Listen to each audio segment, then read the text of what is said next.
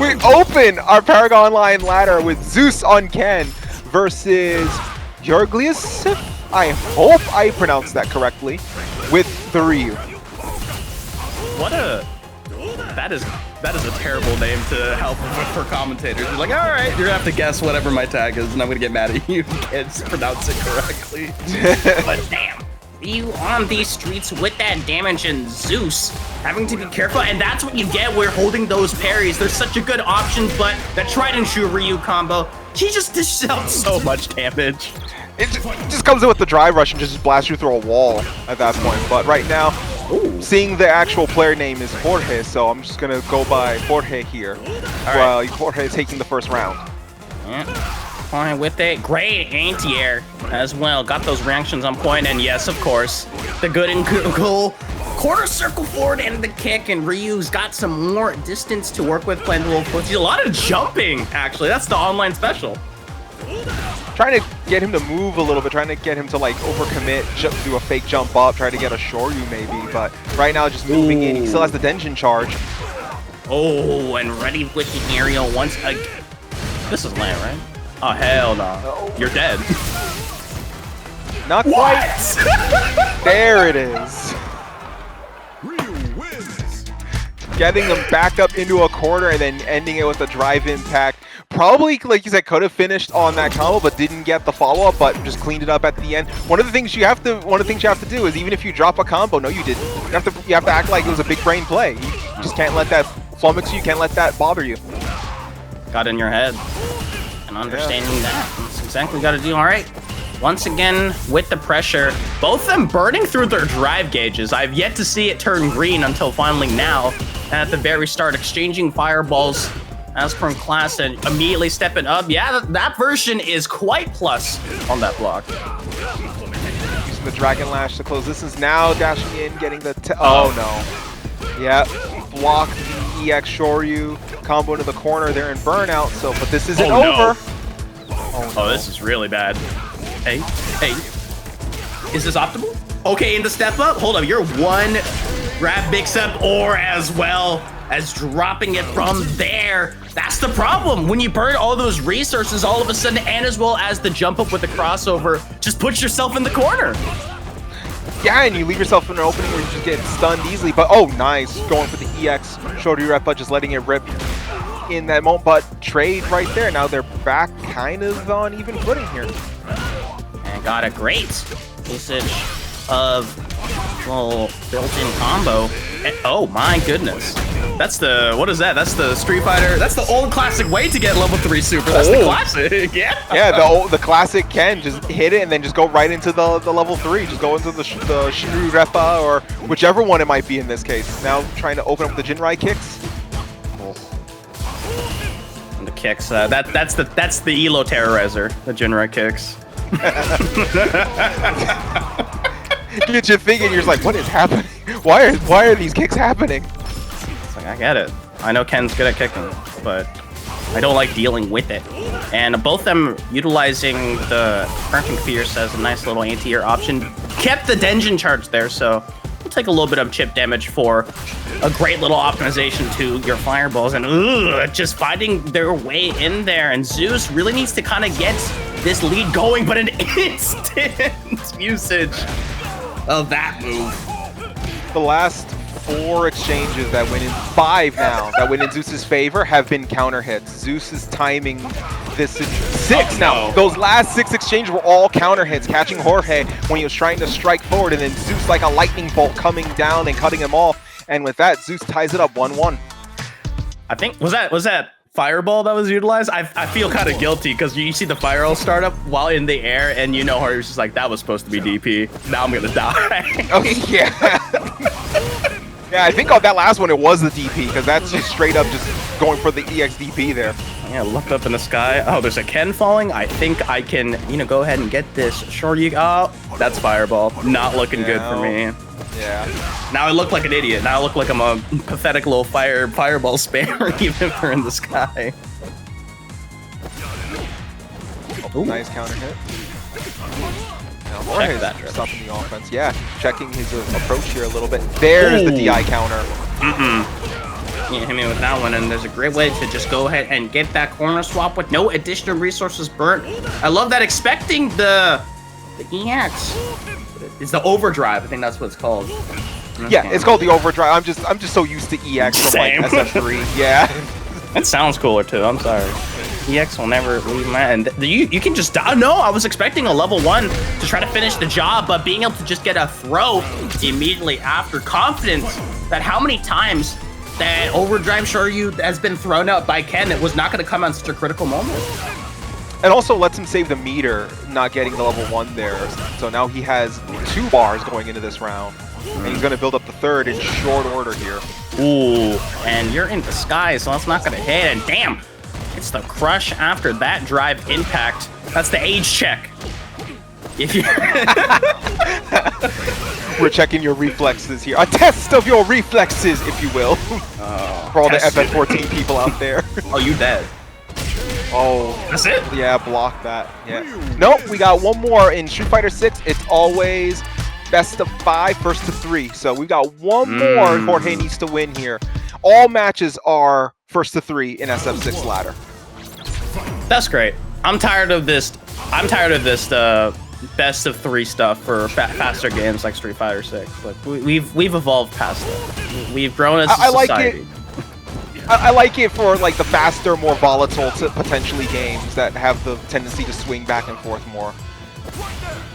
Maybe I'm just right now already Zeus is burnt out. You know, Evo. We're gonna get best of 5 in like top 4 or whatever it is. And the rest of the in like the top bracket, I believe. Yeah. Yeah, you can go to hell. But all right. With that pressure and no, could have extended, but it's just ready for that drive impact. That's gonna burn out Jorge as well. He's gonna Dragon Lash him, flip sides, neutral jump, trying to get the overhead. Is now the DI into the corner and get the stun, and that should take the round for Zeus. No, dropped it. Oh, no. Oh, there it is. Good DI counter to clean it up and close out the round. And now Zeus looking to go to the tie. Maybe I'm too like spoiled by watching too much like, you know, top level Street Fighter stuff. When I see a drop combo, it just scares me. I'm just like, that's not supposed to happen. Every single execution timer, they've all got it down. But we're all human. Not all of us can be Dago Umehara. It's the human factor. It's the pressure cooker of the tournament, as I like to say. It's easy to be like, oh, this is speaking of optimal combos, this is going to do a ton of damage. This is going to take like 50% right out the gate. And burns him out because of it being the level 3. And willing to throw it out because you are behind. You just want to be able to rebuild that meter.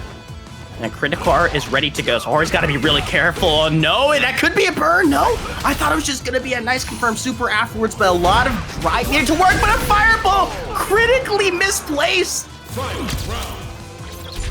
and with that, Jorge is now on set point. I've been seeing, like, watching these two, there's a lot of counters, a lot of punish counters going back and forth here. It's like, you know, they're both scrapping, they're both just slugging it out for the most part. I paid money to push buttons. You will not have to do anything else. And burns it all, including the... Oh, ew.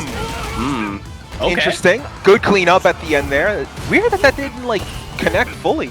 Same. I was expecting I was missing a cutscene there, and it's gonna be a throw, so we could go to a game 5. Instant Shoryu, but hold on, it's really close, and there's no meter, so instantly it's gonna go ahead and get this stun.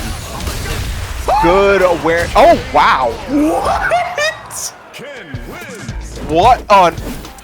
Okay, so got the stun in the corner. Had the situation there, did not do the proper combo, or if they did, they dropped it with the timing. And in that split second, Zeus pressing, mashing DI in that and blasted him for it in the middle of a drop combo. These guys are pressing buttons right now. Just hear Jorge. Oh my god, we cannot be drive impacting. How many? It does not work against the drive impact master that Zeus is, and all of a sudden the pressure is on. That's gonna be stun, and this is gonna be plenty of damage, but at least you get your meter back. Unfortunately, doesn't seem like it's gonna do too much of a difference here. Jumping into the EX Shoryu, and with that, Zeus is now on set point. see that round start? Yeah, just walks up, standing light kick. It's like, I'm gonna go ahead and get it out there. Ooh, that was like max range and trying to get the overhead mix. Get off of me with that instant overdrive DP. And has the meter double jump, trying to go on forward, trying to get something down, but eats a fireball to the face. And I think one interesting change I completely forgot, and I know it's been kind of a little bit of an older one. The fact that you can choose whether you use the Denjin charge fireball by just only using the heavy one is kind of a crazy change. Yes, I love that change. It allows for more mind games on what type of Hadouken you're throwing out if you want to save the Denjin charge. And speaking of the mind games, Jorge was able to just keep the pressure going.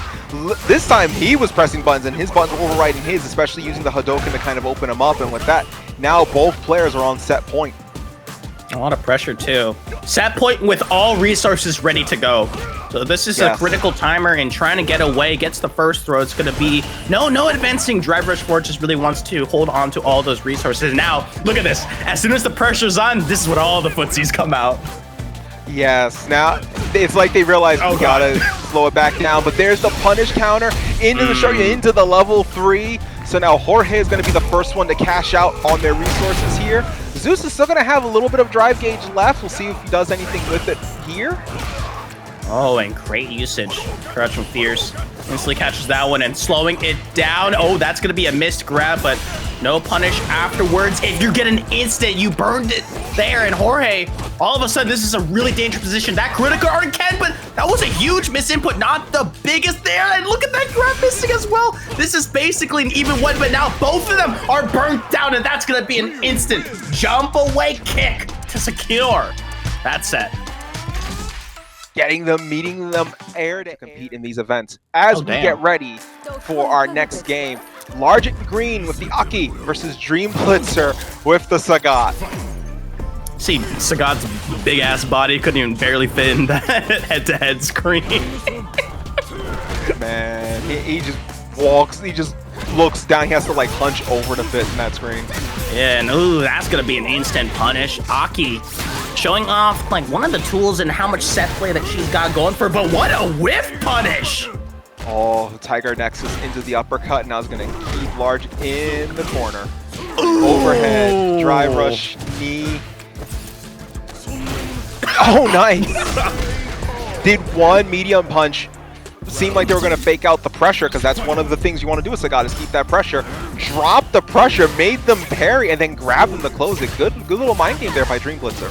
Yeah, parry is such a strong option, especially in Street Fighter 6, from how important it is to prevent your gauge from burning. But things like Sagat, where you can just kind of cut off the pressure really efficiently, and as well as with good range, you can just go ahead and keep maintaining that plus, and great reactions. Green was just like, I've been in disadvantage at the very start of this round. I need to get out, and Dreamblitzer. Ugh.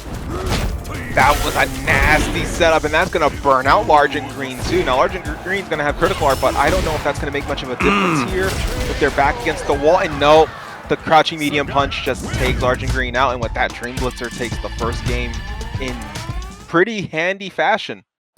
What's the when you like when you're in the middle of the guard, you can press the button so you can try to get off them? I forgot the name of it. The drive reversal. Drive reversal. What I really love about it on Dreamblitzer's end using the drive reversal is the aggressive usage of it.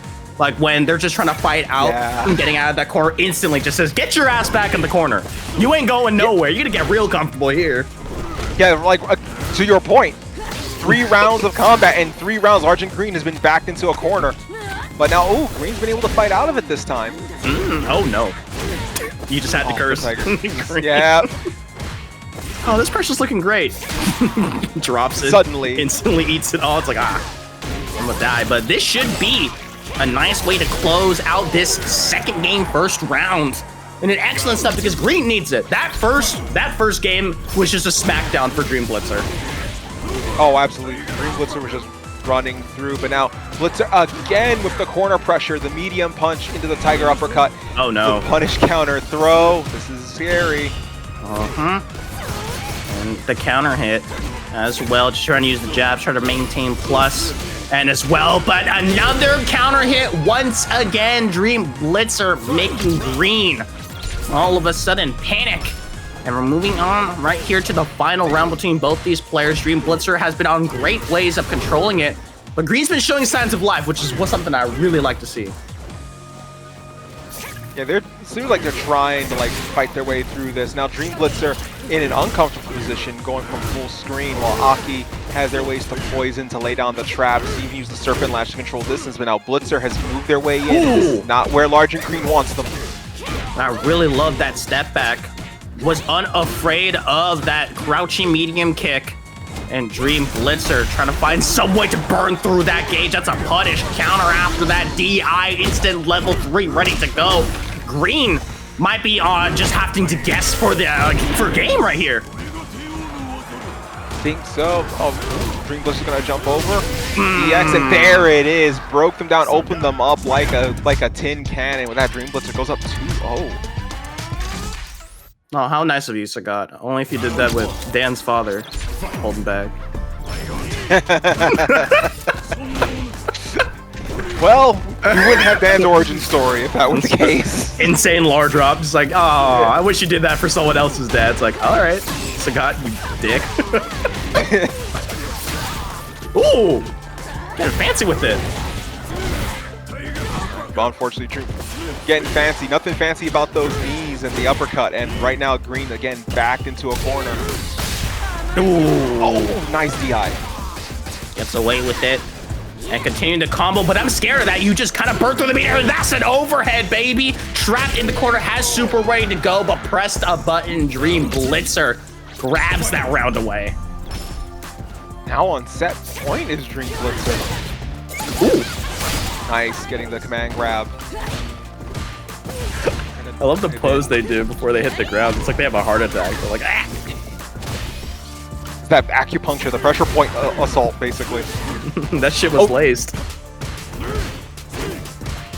Oh, Tiger Nexus is keeping the pressure going. The drive rush, there it is. The uppercut into the Tiger uppercut into the level 3.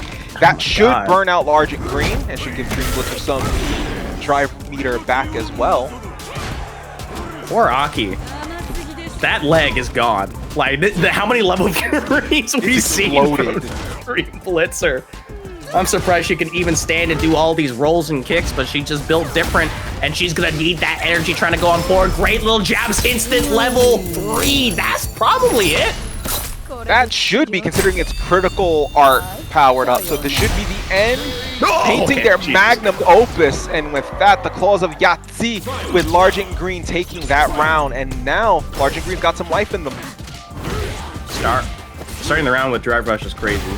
That's just like, I really want to ride that momentum off from that previous round and continue that energy. Oh no, you can't roll away from that one. You're stuck in this corner. You didn't like the left side. I'm gonna go ahead and teach you about what the right side's gonna feel like and try to get the DP in time for that jump. You can see the motion inputs being put in, but oh, that's a deadly little setup and burns everything for this lead. This puts Dreamblitzer in a good spot. That throw's not going to kill, but with one more hit. Uh-oh. Green's fighting their way out of it. There's the throw, and that's gonna finish the round and the set. Dreamblitzer 3-0 on Largent Green. That's gotta suck. You can see Largent Green like stepping forward, maybe try to set up a shimmy, or maybe try to shift to in those situations. Oh. Speaking of that, we got the newcomers. We got Ed and as well as Harry. Classic characters, and one of them representing as a little bit of the crossover. An instant check on that one. You are not hitting me with that frame grab. It is such a weird character to play. I respect how Ed players make him work. He just never feels right in my hands when I practice with him. But when you see an Ed player just juggle someone, and the way they tee off with the dashes, with the uppercuts, with the corner pressure, the dash again, and then bouncing them again. Just like that. I think the Ed, SilverRupee actually used as a frame kill. So all of a sudden, I think so. Yeah, so panicked a little bit, said like, oh, I'm surely plus afterwards. And keep in mind, also I realized this ain't no regular Terry. This is Mary. This is modern Terry. Oh yeah, good call. Yeah, this is a modern control Terry. So this stuff is going to be coming off of one, but nice catching him on the throw with the punish counter there. And Jude is burnt out, so he has to be very careful. Our Knuckle immediately Got that on lock, and yet this time, thinking he was going to go for the tick throw, instead continues this pressure, gets the meter back, so Rupee could have a little bit of a hard time, an instant being able to put 1 and 2 together. Final round ready to go. Both of them are going to have level 3, and that is not plus, my friend. Immediately just gets put down. You see Rupee trying to gauge their distance, and there it is, dashing in, reading the incoming dash, and now he's got the corner pressure. And there's the level 2. Damage. Ooh, okay. Gets a little bit on there, and gets a nice grab as well. An instant. Hey, if you're not going to hold that block button, Ed is going to make you pay for it. Oh, absolutely. You do not want to stand there with your arms down. It's like an actual boxing match. You do not want to stand in front of a boxer with your arms down. At that point, you're just asking for, you know, a 1-2 across the chin. And right now, we're seeing SilverRupee just teeing off of that. Jude trying to close him with a crack shoot, but not getting anything out of that. Whoa. And a nice jump and continuing the pressure, and got caught trying to walk forward. Gets stuck right in the right side, and I love that frame kill again, but this time Jude was just not going to be fooled by it. Instantly gets it, and a great DP as well with the reactions. That's the benefits of being on Martyr. It's way easier to get those DPs out because of the lack of inputs. It's just a different strategy. You have to be a lot tighter with it too when you fight someone who's on Modern because of the quickness that they can just pop off the moves. You have to be a lot more... It's like you have to be at least a few frames quicker than you normally are because the input is just going to come out faster.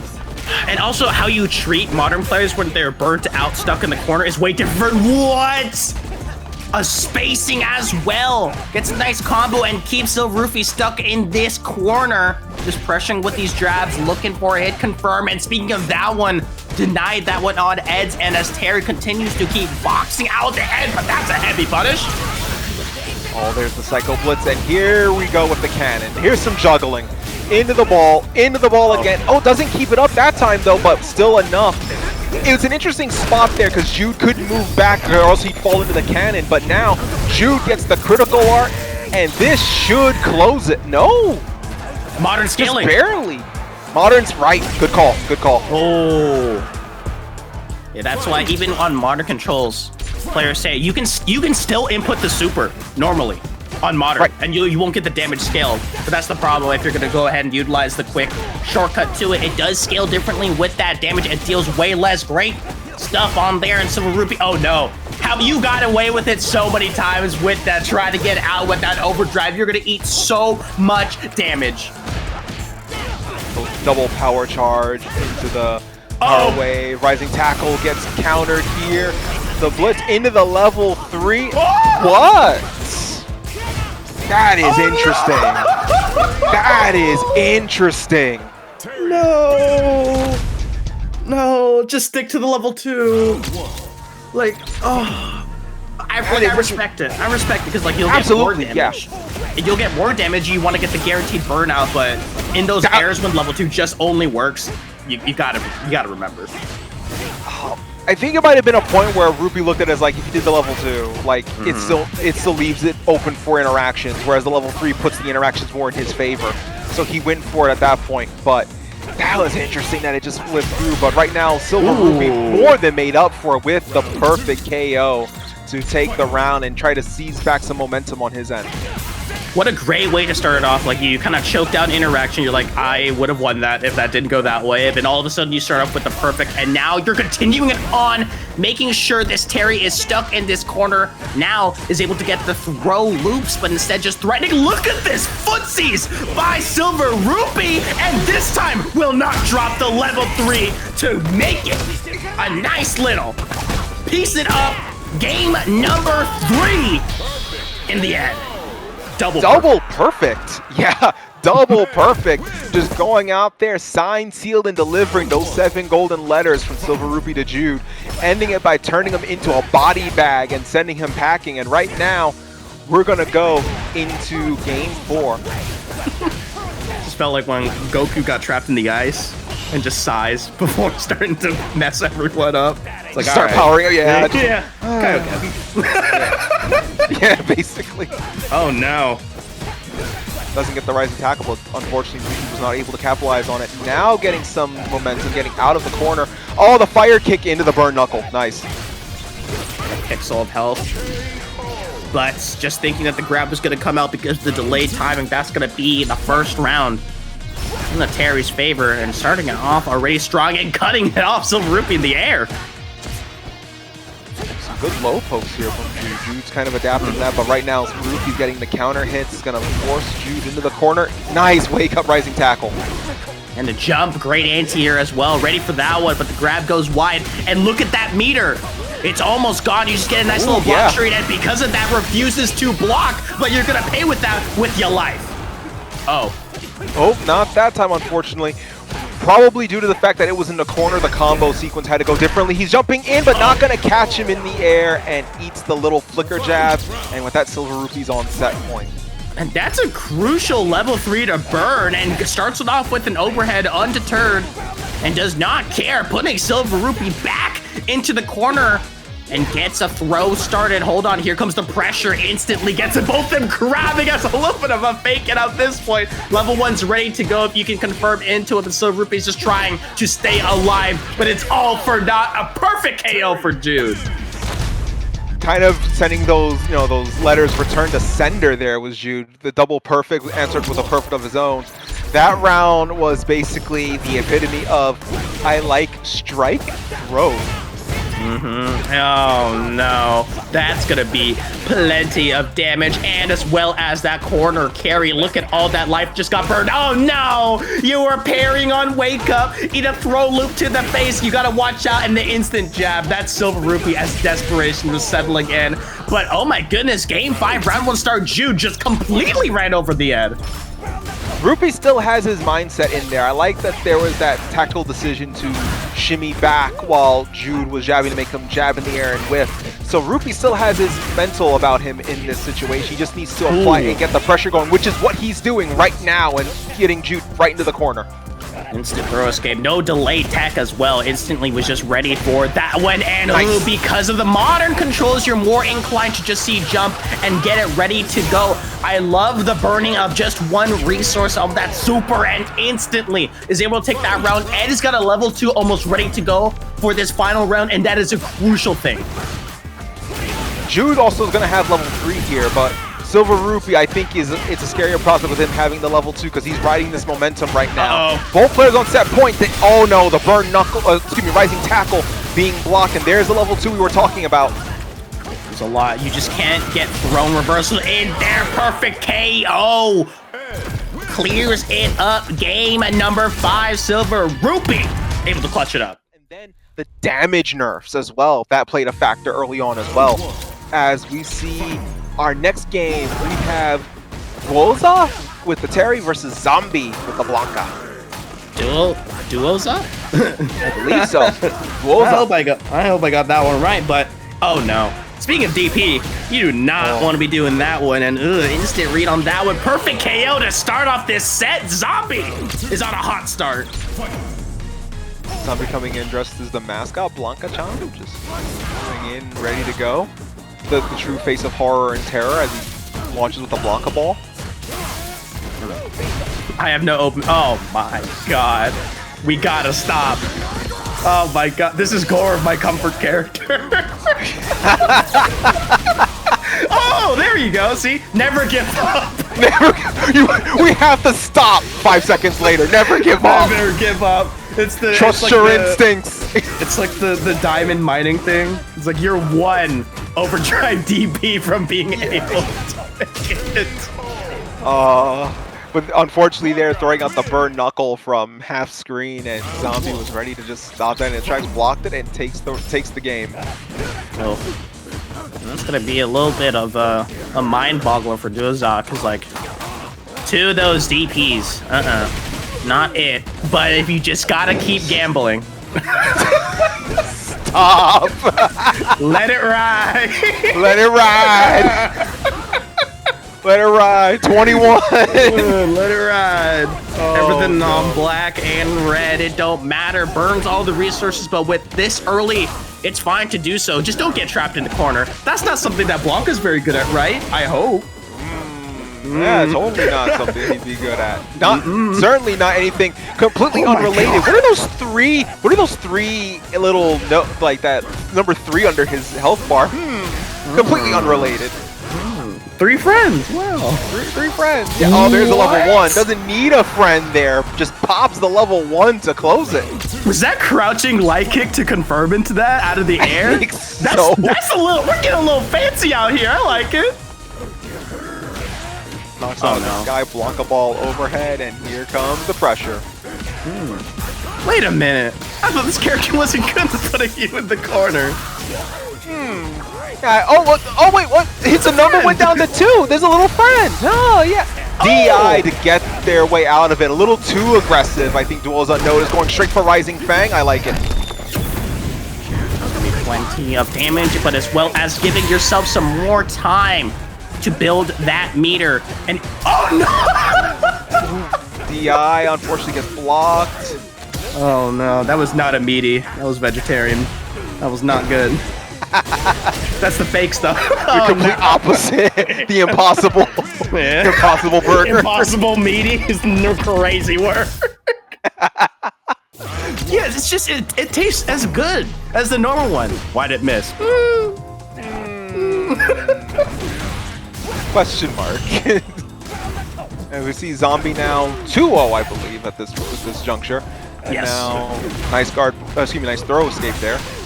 And there's the counter hit. Duozza burnt out again. That has been a story of this set so far. Has been the burnouts for Duozza. Duozza burning out again, and not in a situation or against the character you want to be, but Zombie also being a little too aggressive, spilling that blood in the water and pursuing at all costs. Oh. It's the Wojak, nothing ever happens, like after the parry. Nothing ever happened. Nothing ever happened. Just staring at the screen. Oh my god. Oh. Take a bite out of him. Ooh. Let it ride. Yeah, just letting it ride. Just letting it ride. This is horrible. This should not be encouraged. What? Oh, here comes the level 2. That's going to give him the buffs. Ooh, and a command grab afterwards. That did so much damage, and you still have more of this installed. Got the little buddy there too. The trap's going to be activated. That's what he had to worry about. A quarter escape. Oh my god! No way! Back to back. This man's playing like me playing Dragon Ball Fighters. Oh god. There's dozens. And speaking of LeviHakai, we got him coming out with the Guile, which is another character that he's used to great success here against Ruffian with the Blanka. So this is a matchup we've seen in ladders before. Now let's see how this goes. Yeah, it's gonna be not the violent one, and it has the Blanka setups ready to go, flinching in the forms and switching sides. You put yourself in the corner, and that's gonna be a kick to get you with the DI punish counter, and has the friend ready to go, but instant. Get me out of there. Oh man. Yeah, this has been almost like a legendary matchup. Last time I did commentary was for Street Fighter, was for number 7, so 2 weeks ago. And this was a legendary set between these two players. They played 4 total games throughout the top 8. And it was Grand Finals and then Grand Finals reset that LeviHakai came out with the victory on. These two have just created a rivalry here on ParagOnline. 2 big hitters playing against each other in this ladder system. So you'll be able to come out on top. Great little 1-2-3. Get that knockdown, continue on, even with the back fist as well. Finally got Blanka in the corner, but this character has so many different tools to pressure out, because look at that meter, and it's gone in! Oh my goodness! Flash kick where? Just Blanka balled right through the flash kick, and there's the trap set up in the corner. Blanka with the headbutt, gonna keep him locked down. Burnt out. Oh. Get the throw. Now gonna keep the pressure. There's the overhead. And that was meaty as hell. A quick 2-0 in the round count. Give me that first gain, Rufian. Great way to start this out. And Levi trying to clean up the play a little bit, switching the characters. Yeah, I was expecting. Yeah, Levi's got an arsenal. Levi's got a full arsenal in his pocket. you've got at least 4 characters to worry about. It's the Guile, it's the Elena, it's the Kimberly, it's the Manon. He's got options. Elena. Oh my god, that's the classic fit as well. Yeah, I got the Street Fighter 3 fit going. Cool. And continue on with that pressure. And I love the little stagger steps that Ruffian's been throwing out there, trying to make LeviHakai sweat. And that is a hefty punish all the way to the corner. But get off me, Ruffian says. Yeah, using the Rhino Horn to kind of force them in the corner, and then just trying to use their Link song to kind of push them further back. But unfortunately, Ruffian not falling for it, and he's going to activate the trap and keep them in the corner. Oh no! Oh my goodness, burnt it all, but is able to cash out through the gamble, and the gambit has been able to pay off, secures the first round, and as well as immediate start to the round with the aggression on the drive or rush. Great start for Ruffian and an excellent punish by LeviHakai. This has been kind of familiar ground with these two. Ruffian's offense, the smothering offense, and LeviHakai having to play out of range. Now Ruffian activating the level 2, and Ruffian knows how to make use of this. Trying to see it. What a call out! You're kidding me! Nice. Popping off scratch wheel just to get them away. Oh. Look at that drive. It's getting hella low and is able to respect it out there, trying to keep the pressure on. That's going to be a punish, an instant. I love this. Being able to just burn everything that you've got, and there's no super available for a little bit more. You want to try to get the chip damage, but no! Just goes for the grab instead! Ruffian probably felt that they saw the weakness. They were going to try to mash out because they were burnt out, like you said, and they just went for the grab and it worked. And now Ruffian's got their drive meter back. Levi lost theirs. Oh my goodness. And gets the grab. Hold on, Ruffian. It's in a little bit of a tricky spot. May have no meter. Oh man, with the drive rush, continues on with that one. Blanka with the overdrive, my goodness. And here they are once again. That is probably gonna be that round in the bag. Woo. There it is. Closing out with the sight. And LeviHakai evening the score here for this game, but Ruffian still has that game advantage. See if Levi can tie it up. Here comes the corner pressure. Great delayed tech. And the 2, the 3. Oh, there it is. Wanting them to come in and then do the EX Blanka ball to kind of back them away again. And now Levi is like, oh, this is what was supposed to happen. Rhino Horn into the level 3. Nailing them with the Song of the Grasslands, and this is going to do some hefty damage. That was the first time I've seen level 3, and that was violent as hell. What do you mean? She's like, oh, you're Blanka ball? I'm gonna dribble you like a basketball then on the ground. And, oh no, look at this. Both of them are burnt out. I know it's dry January, but this is a little much. No, they're right now both burnt out. Oh, Ruffian's got a pixel, so Ruffian can't do anything here. But no, catches LeviHakai with the overhead Blanka ball. Ruffian's got the advantage here with the drive meter. Now Levi is evened up. Oh! That's the scary thing with Elena. The distance that you have to stay away from the kicks is one of those things that if you're not paying attention because of where you're standing, on a normal character, you're like, I can do it from here. But Elena can just reach out and touch you with any of those kicks and close it out just like that. Trying to set up the trap, and LeviHakai was just not having it. I think I had none of that one, but oh goodness, shimmy. Get so much damage off those interactions. It got caught jabbing and kicking. You're gonna eat that to the face. Just had enough time. You had enough time to DI that. Nice reaction. Oh my goodness. Some grab. Blanka's got some range with those. Nice little heavy buttons, but stuck in the corner once again. Gets grabbed. Fight for your life right here, then and now, and you can't do it. Rhino Horn's pushback, just leaving Ruffian in the corner, is crazy. Just getting 2 throws out, and Levi now has the round advantage.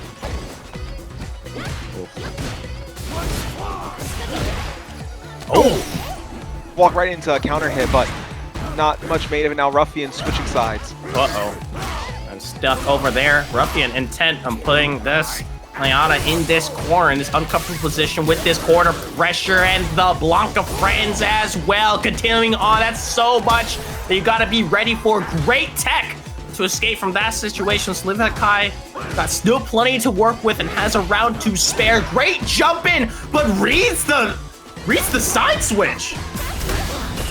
Oh, the DI blocks it just in time with the drive parry. That was crazy. Oh, LeviHakai knows that they're in low health, trying to reach out, being very careful. Nice throw. DI into the wall, gets the crush. That's insane. The counter DI would have just ended it right then and there. And hold up, critical cards available. No, going for it again. You're kidding me. You must have thought that they had them like in the mind game set that they could just do that, but Ruffian just pops off the EX Blanka ball and just shuts that down. Levi, I see the vision, what they were going for, and right now Levi just starting where they left off, drive rushing into the kick, and now forcing Ruffian back into the corner. Good reaction at the start. Level 2 install, ready to go. We've seen how well Ruffian's been able to utilize that one, but instantly getting stuck in this corner. Instant level 3 super as well. Ruffian, look at that drive gauge. It's gonna get hella low, especially after this block. Are you gonna risk it all? But no, just has to just say, I'm gonna hold that one. And a great stuff, level 1. Oh my God! Wow, came in, saw the level 1 coming. One of those things in that situation where Ruffian, I've seen in the past, use level 1 like that in previous matches. And it owes to these two players' particular history that Levi would know to drive rush in, step in, and bait out the level 1, block it, and close out the round. And now LeviHakai is up 2-1. What the hell is that?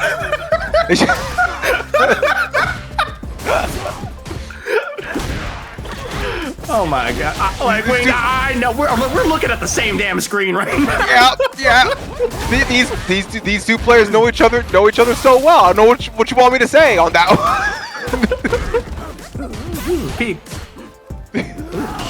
Oh, nice drive parry. Oh, plenty of damage, but you burnt all your drive. That's not gonna bother Ruffian. That does not, because he's gonna pop. Yeah, he pops the level 2 install, and there it is. He's gonna get in. Doesn't close it out though.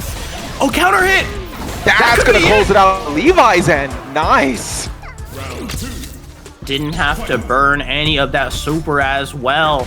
Such a crucial interaction, and oh no. He wants that wall pressure. And as well as burning through more of the drive gauge, and just cuts it off instantly with that nice little button. Being able to intercept that as LeviHakai is just getting pressure out there. Great tech, knowing that was gonna happen as Ruffian has this round set in mind, but the clutch factor that LeviHakai has is something to not be underestimated. Nice punch counter on the other side, goes for the level 3. Gonna get some hefty damage. Also, I believe this should burn Ruffian. Come close. It comes close. Level 1. Up in the corner. Instant! Instant! X.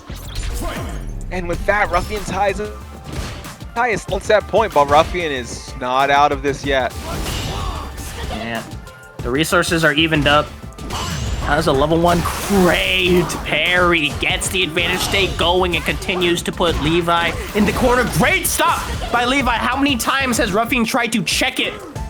And this time was able to stop the drive rush in its place, continuing on with this pressure in the corner, and Ruffian just trying to threaten out with the jump. Finally finds the solid hit and gets themselves out of that corner. Side switch, gonna go for the head bite. Gonna force them on the hard knockdown and then pop level 2. Yep. Oh, nice. Drive reversal. Get themselves out of that situation real quick. Ooh, intercepted in the air. Here comes the pressure. Great shimmy. Blanka ball. Oh! Ooh. Went for the wheel but couldn't get anything off of it. Drive reversal going to push Ruffian in the corner. He's going to side switch. That's a risky play there. Levi's going to keep the pressure going. Now Ruffian's back against the wall. And with that...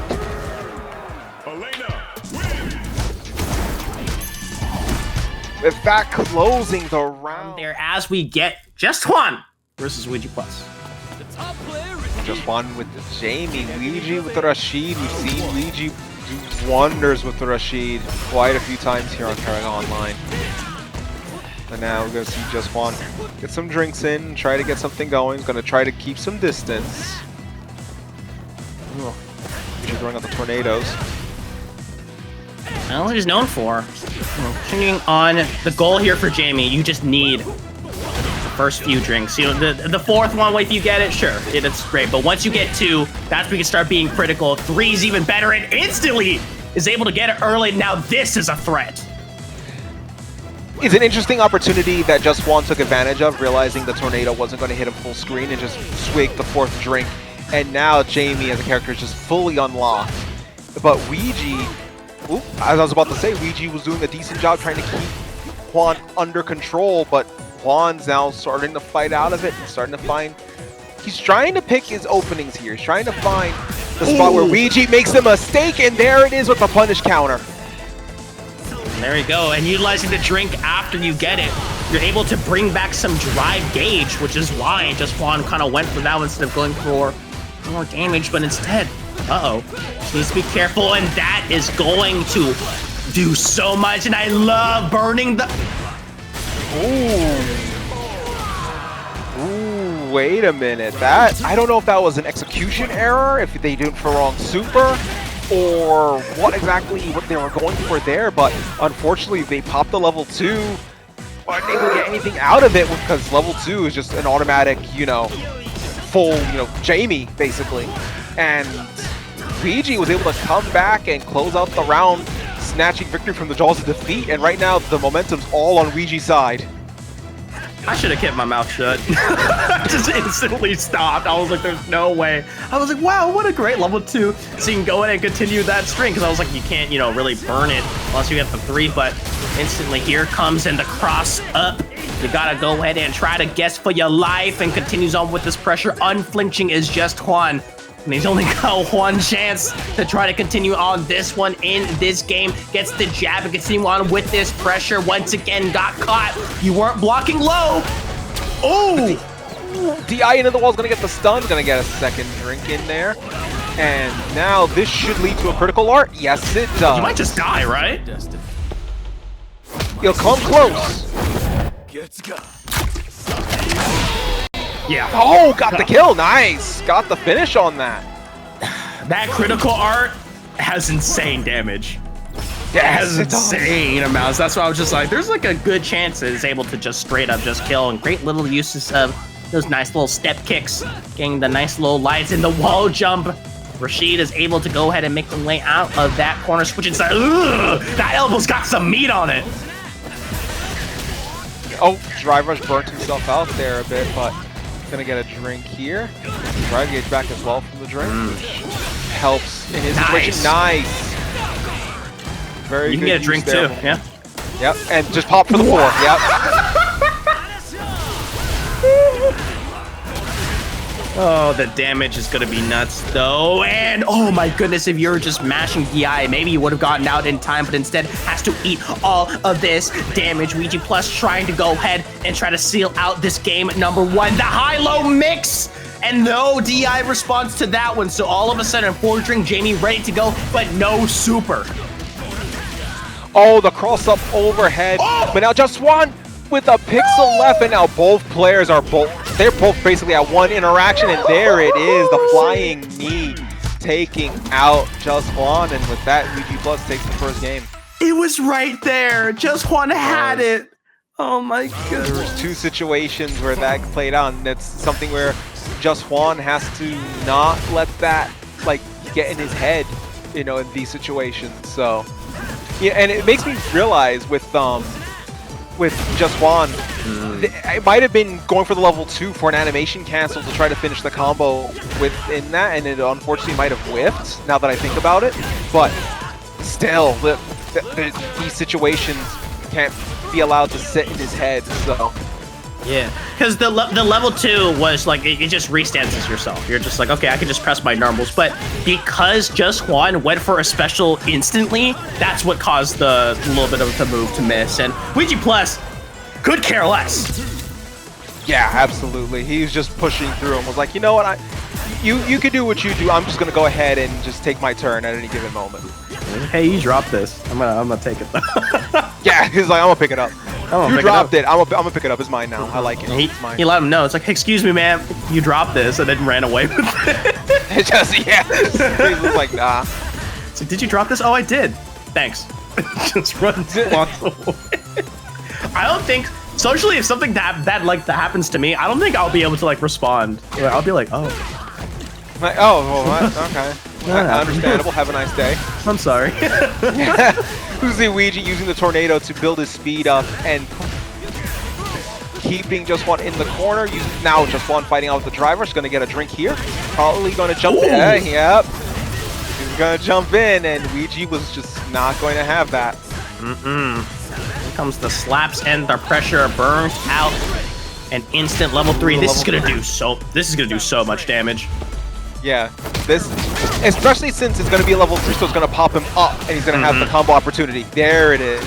Yeah, gets another drink as well. Level 3 and level 4, but instant call out by Ouija Plus. I know you're going to press another button afterwards. Strike a pose, my friend, and game number 2 goes in Rashid's favor. These are going like really scrappy games between JustJuan's Jamie and Ouija's Rashid, you know, between the speed and their ways of trying to find their openings, but it's really coming down to Ouija Plus like making the most of his opportunities more than anything. Yeah, mistakes, they can be given and they can be rare, but it's how well you're able to utilize them. We're seeing Ouija Plus just completely take it to the house, and now it has JustJuan in that corner. Great usage, overdrive drop kick. And as well, but just continuing on with this string, so many hits and so much pressure. Oh, that was a meaty overhead, and it's gonna lead to a combo. Usually you can't get a hit afterwards, but instead of how meaty and how Plus he was able to utilize level 1 and a great stuff by Ouija Plus. Yeah, you just kept him in the corner and just unloaded on him. Was like, all right, I'll burn myself out, I'll use some meter, but as long as you're in the corner, this round is mine, and with that, Ouija Plus is on set point. Oh, and I think the overhead, that was like the last possible frames where the hitbox is activated, which is like I think the only reason why Rashid was able to get a combo after that one. Oh, you got caught, Pan. That's a punish counter stuck in this corner and a little bit life left to go. But here comes the Jamie and a pressure and great usage of it. But because of that, you are burnt out, but level 2 is almost there if you can just survive. Yeah, spinning mixer, trying to force his way out, trying to... You know, this is a good way to keep... Yeah, I was about to say, it's a good way to keep him guessing before he would do Eagle Strike with the Tornado there, especially while he's burnt out, allows him to recover the drive gauge while keeping Juan at a distance. Juan, interestingly, because of that Eagle Strike, what we saw in like the very first round of this set, Juan was willing to just blatantly drink while this was happening. Ouija Plus, because of that Eagle Strike, I think just put the fear of doing that in Juan. Like now, Juan is just... Even though he has the opening, he's just not going for drinks here. That's the conditioning. Yeah, the fear absolutely. And that's important. Here comes the aggression. Both of them are just kind of playing it back. Wow, that was ballsy. Dash forward after the hit, just completely calling out Ouija Plus, not pressing a button, and these hits are landing. Here comes the level 2. Level 2 while they're burnt out. So there's going to do some heavy damage, going to break them open. Goodness. That was a... I think that was a messed up combo. But look at the time. Might have been. Look at the time. Yeah. 9, 8, yeah. Oh, this is... Ouija Plus is going to win this. If that, I think JustJuan just realized it. Yeah. He just realized at the last second. The health bars were so... You know, we want to talk about Power Sun in the palm of your hand, but we've been seeing a lot of players playing like an absolute goblin, and we're seeing that with Jorge once again. The Ryu with strike throw coming up against Jude with the Terry, the modern Terry. Merry Christmas. See, that's another Merry Christmas. See, I was gonna make the joke. See, that's another SNK character that I would like to see in a game again, but we're not going there. You're gonna eat this nice little combo. Ooh, eats it up, and the 1-2 the jabs as well. Strike throw. Strike throw. There you go. Strike. Go. Strike. Strike. Neutral. That's, oh, miss strike. Neutral. Huh? I'm gonna do that around here. What strike. See? There it is. The fire kick to close it out. I love striking. It's fun. Hey. Overhead. Power charge into the Oh, nice. Right in the Buster Wolf. For me, you have to have Terry on Japanese voice. You need to hear that broken English. It's so iconic. Hey, are you okay? Legendary. Buster Wolf! Buster Wolf! Get ready for a big one!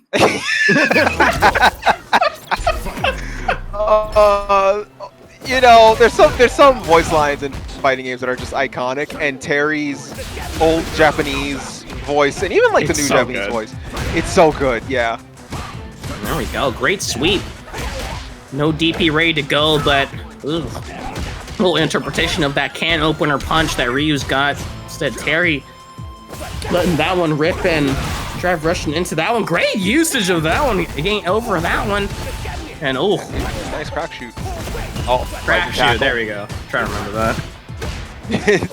I was like, that one. I literally in my head, I was like, nope. I was supposed to say the move. What was it again? the flippy kick thing. Flip kick. Yeah, there you go. Rising tackle again. And the jabs, and there's the little 1-2 to close out. Now Jude's getting the round advantage again. Gonna keep this going. The advantage, and he's open to the face, trying to use. Oh, see, now I keep saying flip kick in my head because I thought it was funny, but now I'm just like, what was the name again? It's not flip kick. Oh. Rising tackle. No. I'm embarrassed. There's rising tackle. There is rising tackle. Well, that's just not the right one at the moment, but hold up. Lots of damage, and level 3 is almost ready to go. Oh, Jude's burnt out, so this is an interesting predicament here because Jorge's in the corner. Quick burn's going to keep the combo going. Doesn't get anything else out of it, but just keeps the pressure. Stuck in this. Oh, throw loops love. I love it. Like strike throw. Strike throw. My favorite. It's been the you know, it's a joke we're making repeatedly, but it's been the style that we've seen Jorge like really adopt here. Just very offensive based, and we've seen it pay off, but we've also seen it get punished repeatedly as a player starts understanding his timing and figuring him out here. Like right now, Jude poking in and getting the counter hits here. Power charge into crack shoot in a rising tackle. Nice. Gets so much off it, and now has Ryu stuck in this. Yeah, that is not what you want to be doing. That tackle is not going to get you anywhere. Great combo. Hold up. Here comes Jorge burning everything on the drive gauge to continue this run and make it hella competitive. Instant overdrive DP. Get off of me. Oh, just on wake up, he knew that Jude was going to try to poke him as he got up, and he was like, no, I'm just going to just do this and get this out the way. And right there, and now back at a neutral standing as we started round 1, but right now Jorge was trying to scrap something out of it, and Jude gets them in the corner once again. The jabs and wake up are a little dangerous. Terry can really exploit that if you're not being too careful. So Jude in my continues with these meaties. That's what I'm talking about, baby. This is gonna be so much damage. Your one interaction and just punches Ryu in the face. I like it. Instead of burning meter, you know, you had the health advantage so far. Go for a jab if you're confident enough. Now you're going into this round with 3 bars. Quick, punish counter. Oh boy. This is going to, yep, keep it in the corner. Oh, nice. Jorge entering back. Oh, interesting. Goes for the level 3. I was expecting like a heavy Tatsu to try to go for maybe like a side switch, continue putting pressure on Jude, but instead opts to go for a little bit more on saving on the overdrive, onto the drive gauge, but great anti-air on Jude, and that's the problem. You can't be jumping on modern players. They'll be so ready for it. Yeah, they can just pop off of just an anti-air at like any moment's notice because of it being on modern. And another thing for that level 3 is it burnt out Jude, but Jude just still trying to keep their offense going. Oh, crack shoot anti-air into the rising tackle. Oh, that's gotta suck. You're like, okay, I got the jump timer down, but the grinds through. It's wild that they actually thought of that when it comes to Ryu's critical art. But now, we're talking about character matchup and character knowledge and player knowledge earlier.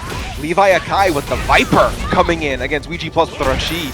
Oh my god, you're just gonna start a shimmy like that, immediately starting off stuck in the corner as Ouija Plus is just trying to get out, but this one Viper is known for getting those little cancels as well with the special, and look at the drive beater on there. No escape for the corner, but missing out on that jab is gonna lead to this nice little side switch.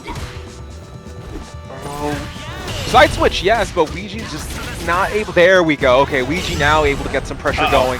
Nice, perfect parry, but the tornado stayed on stream. Yeah. And that's where you just go for grab. Oh my goodness, yeah, cross up. The diabolical. Yeah. The cross up bird kick. Marble, baby. Get used to these on the fly crosses that Viper was known for. But Viper is, I've said it since the Street Fighter 4 days, Viper is the most SNK character to have ever SNK'd, and she's a Street Fighter character. She plays more like a KOF character than the two Fatal Fury characters in this game. Yeah, it feels like they got basicified. I think that's the best way of putting it. They're just like they're playing like more like traditional like fighting game characters, and then C.Viper just walks in. It's like, nah, I'm gonna go ahead and get it out there. Wow. Ooh, wow, the tornado is just going to launch him back with the Eagle Strike as well, but now, unfortunately, Ouija is burnt out, and that's not where you want to be with Viper, especially with someone like LeviHakai who knows their cancels. Oh, but they use the drive gauge for the super jump. That's unfortunate.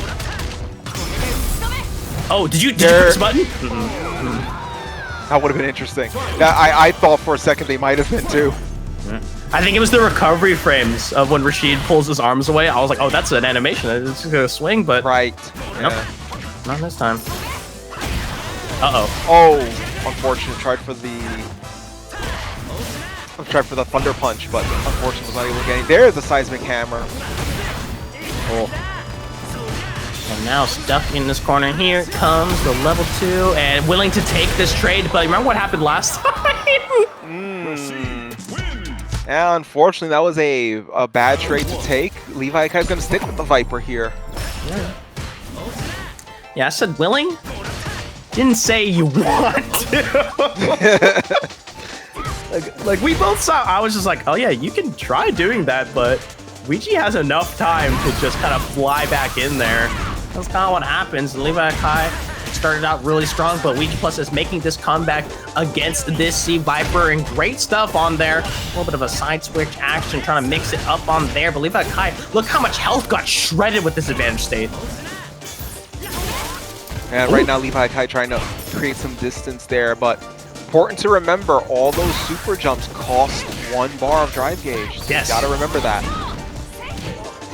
Nice, the overhead. Ooh. And I think it was the last, the last few frames, so that's where you're able to combo off of it. Which means that you can actually see it in action when it goes in there. It gives you the most reaction time, but if you're still holding down, then all of a sudden you're gonna get hit up. Yeah. Nice, keeping the pressure going. The spinning mixer, the tornado, the super jump to get out, and now side switch, and now Ouija's in the corner. Very badly. Seismic Hammer, burn kick.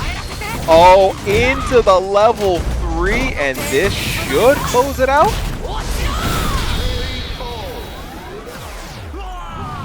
Why did Rashid look at us at the end like it was our fault? He looked at us like, you guys are in the booth talking about this. Help me. Help. You're watching this happen. Please, my stream is watching. Someone rescue me. It was like I'm about to fight C.Viper. I'll post the video afterwards. I ain't posting. I got my ass beat. I ain't posting that, yeah. I ain't posting that. Oh, goodness, and great anti-air. But not ready for the second jump. Rashid coming in hot, and a nice little kicks on there, and that's because of the overhead as well. Ouija Plus. My goodness. Took the burnout, went with it, and just kept the pressure going. Sometimes the burnout is a trade that you want to make in order to keep pressure going, and Ouija finding their footing a bit more here, just trying to keep LeviHakai back up into a corner. With the pressure, you gotta block low. Oh, yeah. Seismic burning kick into the limit decoupler. So now all of Viper's cancels will not cost any drive gauge for the duration of this install, but unfortunately time's ticking and LeviHakai not going to be able to make much of this situation here. Got one hit off of it at least. Yeah, that sucks. You're like, oh, I could use the install, and unfortunately you got put into like a year-long cutscene, and here comes the cancels, baby. You are gone. And LeviHakai was like, you know what? I'm just gonna burn myself out and just go for it here and just take it as far as I could. But now Ouija Plus just opening this round. Oh, what a parry! Good, perfect parry. He gets the side switch as well. I think Ouija Plus has level 3 ready to go, but I think you're gonna opt for the level 2 when you can find a good opportunity to do so. Gets the jump and a cross up as well. Immediately goes for the grab, and here's the chance. Uh-oh. Seismic Hammer just jumped over, but now Viper's gonna be stuck in the tornado. Ooh, nice. Oh, great usage of the fireball! Looping it up, and here comes the mix, but LeviHakai was not fooled at all. He just parried that perfectly, really well done. And critical card's ready to go. Yeah. Really have to be careful. Oh my god. Oh no. You're dead. That's gonna cost. Rashid wins. Man, just like that, just blocked perfectly at the end there. LeviHakai maybe got a little antsy reaching out there, and Ouija Plus now 2-1 over LeviHakai. This could be a big win. LeviHakai has been lossless this entire time. So here's an opportunity for that to happen, but you cannot be whiffing a button like in front of LeviHakai, and you can't be going for that overdrive DP. That is so much damage done. Oh, well, nice catching him on the drop down with the punish. Went for spinning mixer to kind of get their way out of the corner, the Thunder Dash, and now LeviHakai applying the pressure. And gets kicked in the face for the works, missing a button, try to jump away, tries to go for a grab, but still in hitstun, it didn't work out there, and burning the meter as well. You're able to take chip damage, and LeviHakai knows it, just threatening it, but instead, fearless. Got threatened with it one too many times without pulling the trigger, and Ouija said, you know what, just Eagle Strike it. But unfortunately, LeviHakai gets the burn kick, and now LeviHakai got around on the board looking to tie up the set. And both of them immediately round start with the aggression. A missed grab like that is going to lead to so much, and as well as the quarter carry overhead gets blocked, but you're still hella plus after that one. And the overhead, I mean, the jump just does not get anti-aired at all. Nice. You can't be reaction testing. You're gone. That should finish with the level 3. Yes, it does. And with that, LeviHakai is going to tie up this set 2 apiece. Now, to set the stage for this one, you mentioned LeviHakai has been lossless. He has been unbeaten in this ladder. So is Ouija. Ouija is 5-0. LeviHakai is 6-0. No matter what, we are going to end this with the first loss. Someone's undefeated streak will be broken at the end of this set. It's got to go down. And here comes the longest throw loop of your life. Oh my goodness, and every throw, Viper has enough time to give you a sentence before throwing you. And then while in that corner pressure, LeviHakai just switches it up with the Seismic Hammer and the Thunder Dash and giving the perfect to LeviHakai, and now LeviHakai is on set point. Oh, and that was not fooled by that shimmy attempt. Gets the throw at least, so Ouija, and great delayed on the aggression. No punish after that roll, but instead continues it on. Keeps threatening with that overhead. I wonder when we're going to see LeviHakai go for a low instead. I don't know if we're going to see that. Maybe... Uh-oh. Going to try to keep the pressure going. Crouching. Going to activate the level 2. Does Ouija Plus. Side switch. Nice. Nice drive reversal. Special usage of it as well. Keep an eye on that meter. And LeviHakai walking out of the corner. Really good aggression and continue on, and they switch spots. A little bit awkward for Ouija Plus. The pressure is on, and throwing out an overhead like that one. No regards, but this is a really scary situation. Hakai's in burnout too. Ouija Plus is going to try to keep the pressure here, but the burn kicks. Now, this this is in LeviHakai's favor because he's got the seismic hammer feint. I feel he's gonna pop it off. I felt it. I felt he was gonna start popping it off when he saw his chance after he's threatened it enough. Unfortunately, Luigi was able to defend it. Now, timer is going in LeviHakai's favor, but there it is, closing it out with a simple, just a simple heavy kick. And what's one of the things I like to say, an opportunity, and we're gonna see that going right into it now with Flanker and Zombie getting ready for our first match of Top 8. Top 8 ready to go between two of these, and remember, because they are in the loser side, once you lose, you're out. That's the kind of the great things about being in the upper parts of this Top 8 in the final bracket. But let's see how both these players can do, because all of a sudden, now both can feel the pain of them flying across the screen, hitting you on the block, and you not being able to do anything.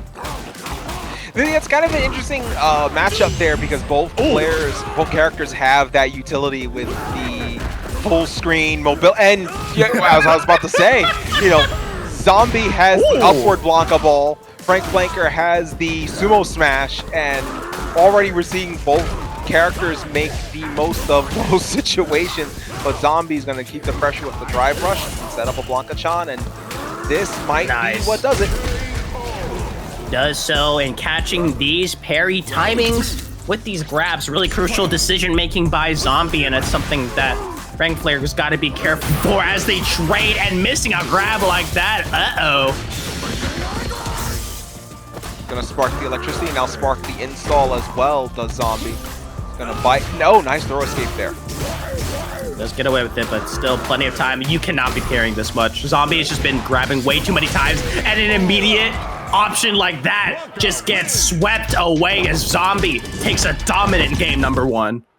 Neutral jump over the throw in the corner, and then coming down with the heavy kick and closing out the round. And Zombie just starting the round with the EX Blanka ball, but eats the chop to the head. I thought there was going to be a little bit more. Usually you can get a little bit more on the extension, as well as missing another opportunity like that, but FrankFlankr not concerned about that one. Trying to rule it out within this neutral game, and almost got the chop again. That could have been an insane punish counter, but just unfortunate that the startup frames were being able to get hit with Zombie as the butt slam comes in once again. And we have to be careful about grabbing this early.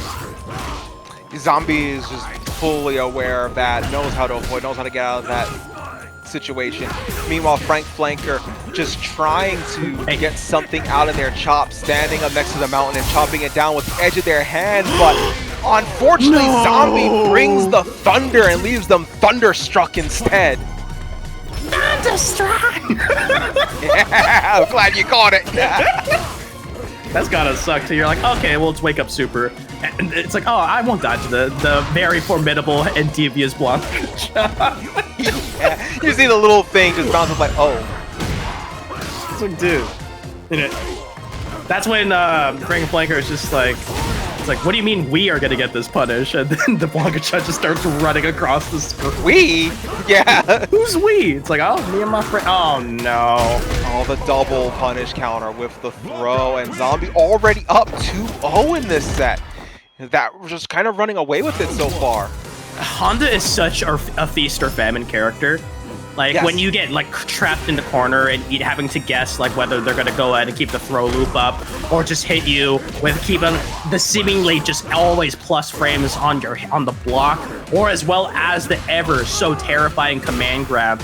It just provides so much different utility as the counter rate gets in there. Look at the interruption as well, as Zombie trying to run away, and does so because look at that drive meter, and oh no. Oh, Zombie pushing in, swatting them out of the sky from the sumo smash earlier. It was actually kind of an interesting exchange there. I wonder if that's going to put some, I won't say fear, but a little bit of trepidation in FrankFlankr for going for it again now that Zombie just swats it out of the sky. We're not seeing FrankFlankr do it at all now. And the side switch, catch and you slip in. That's going to be almost match point, set point at this play, as Zombie seemingly just wants to run away with this nice little 3-0, and the parry timings have been phenomenal.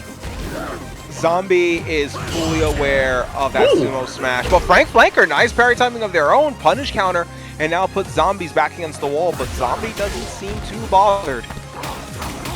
I was just like, you probably should at least, you know, crouch block so you can block the surprise sweep that, you know, Blanka can throw out there, and also so you don't give up that space, because you do have Blanka trapped in this corner. Great little shimmy attempt, but the quick little crouching attacks is able to come into play. Here comes the corner pressure.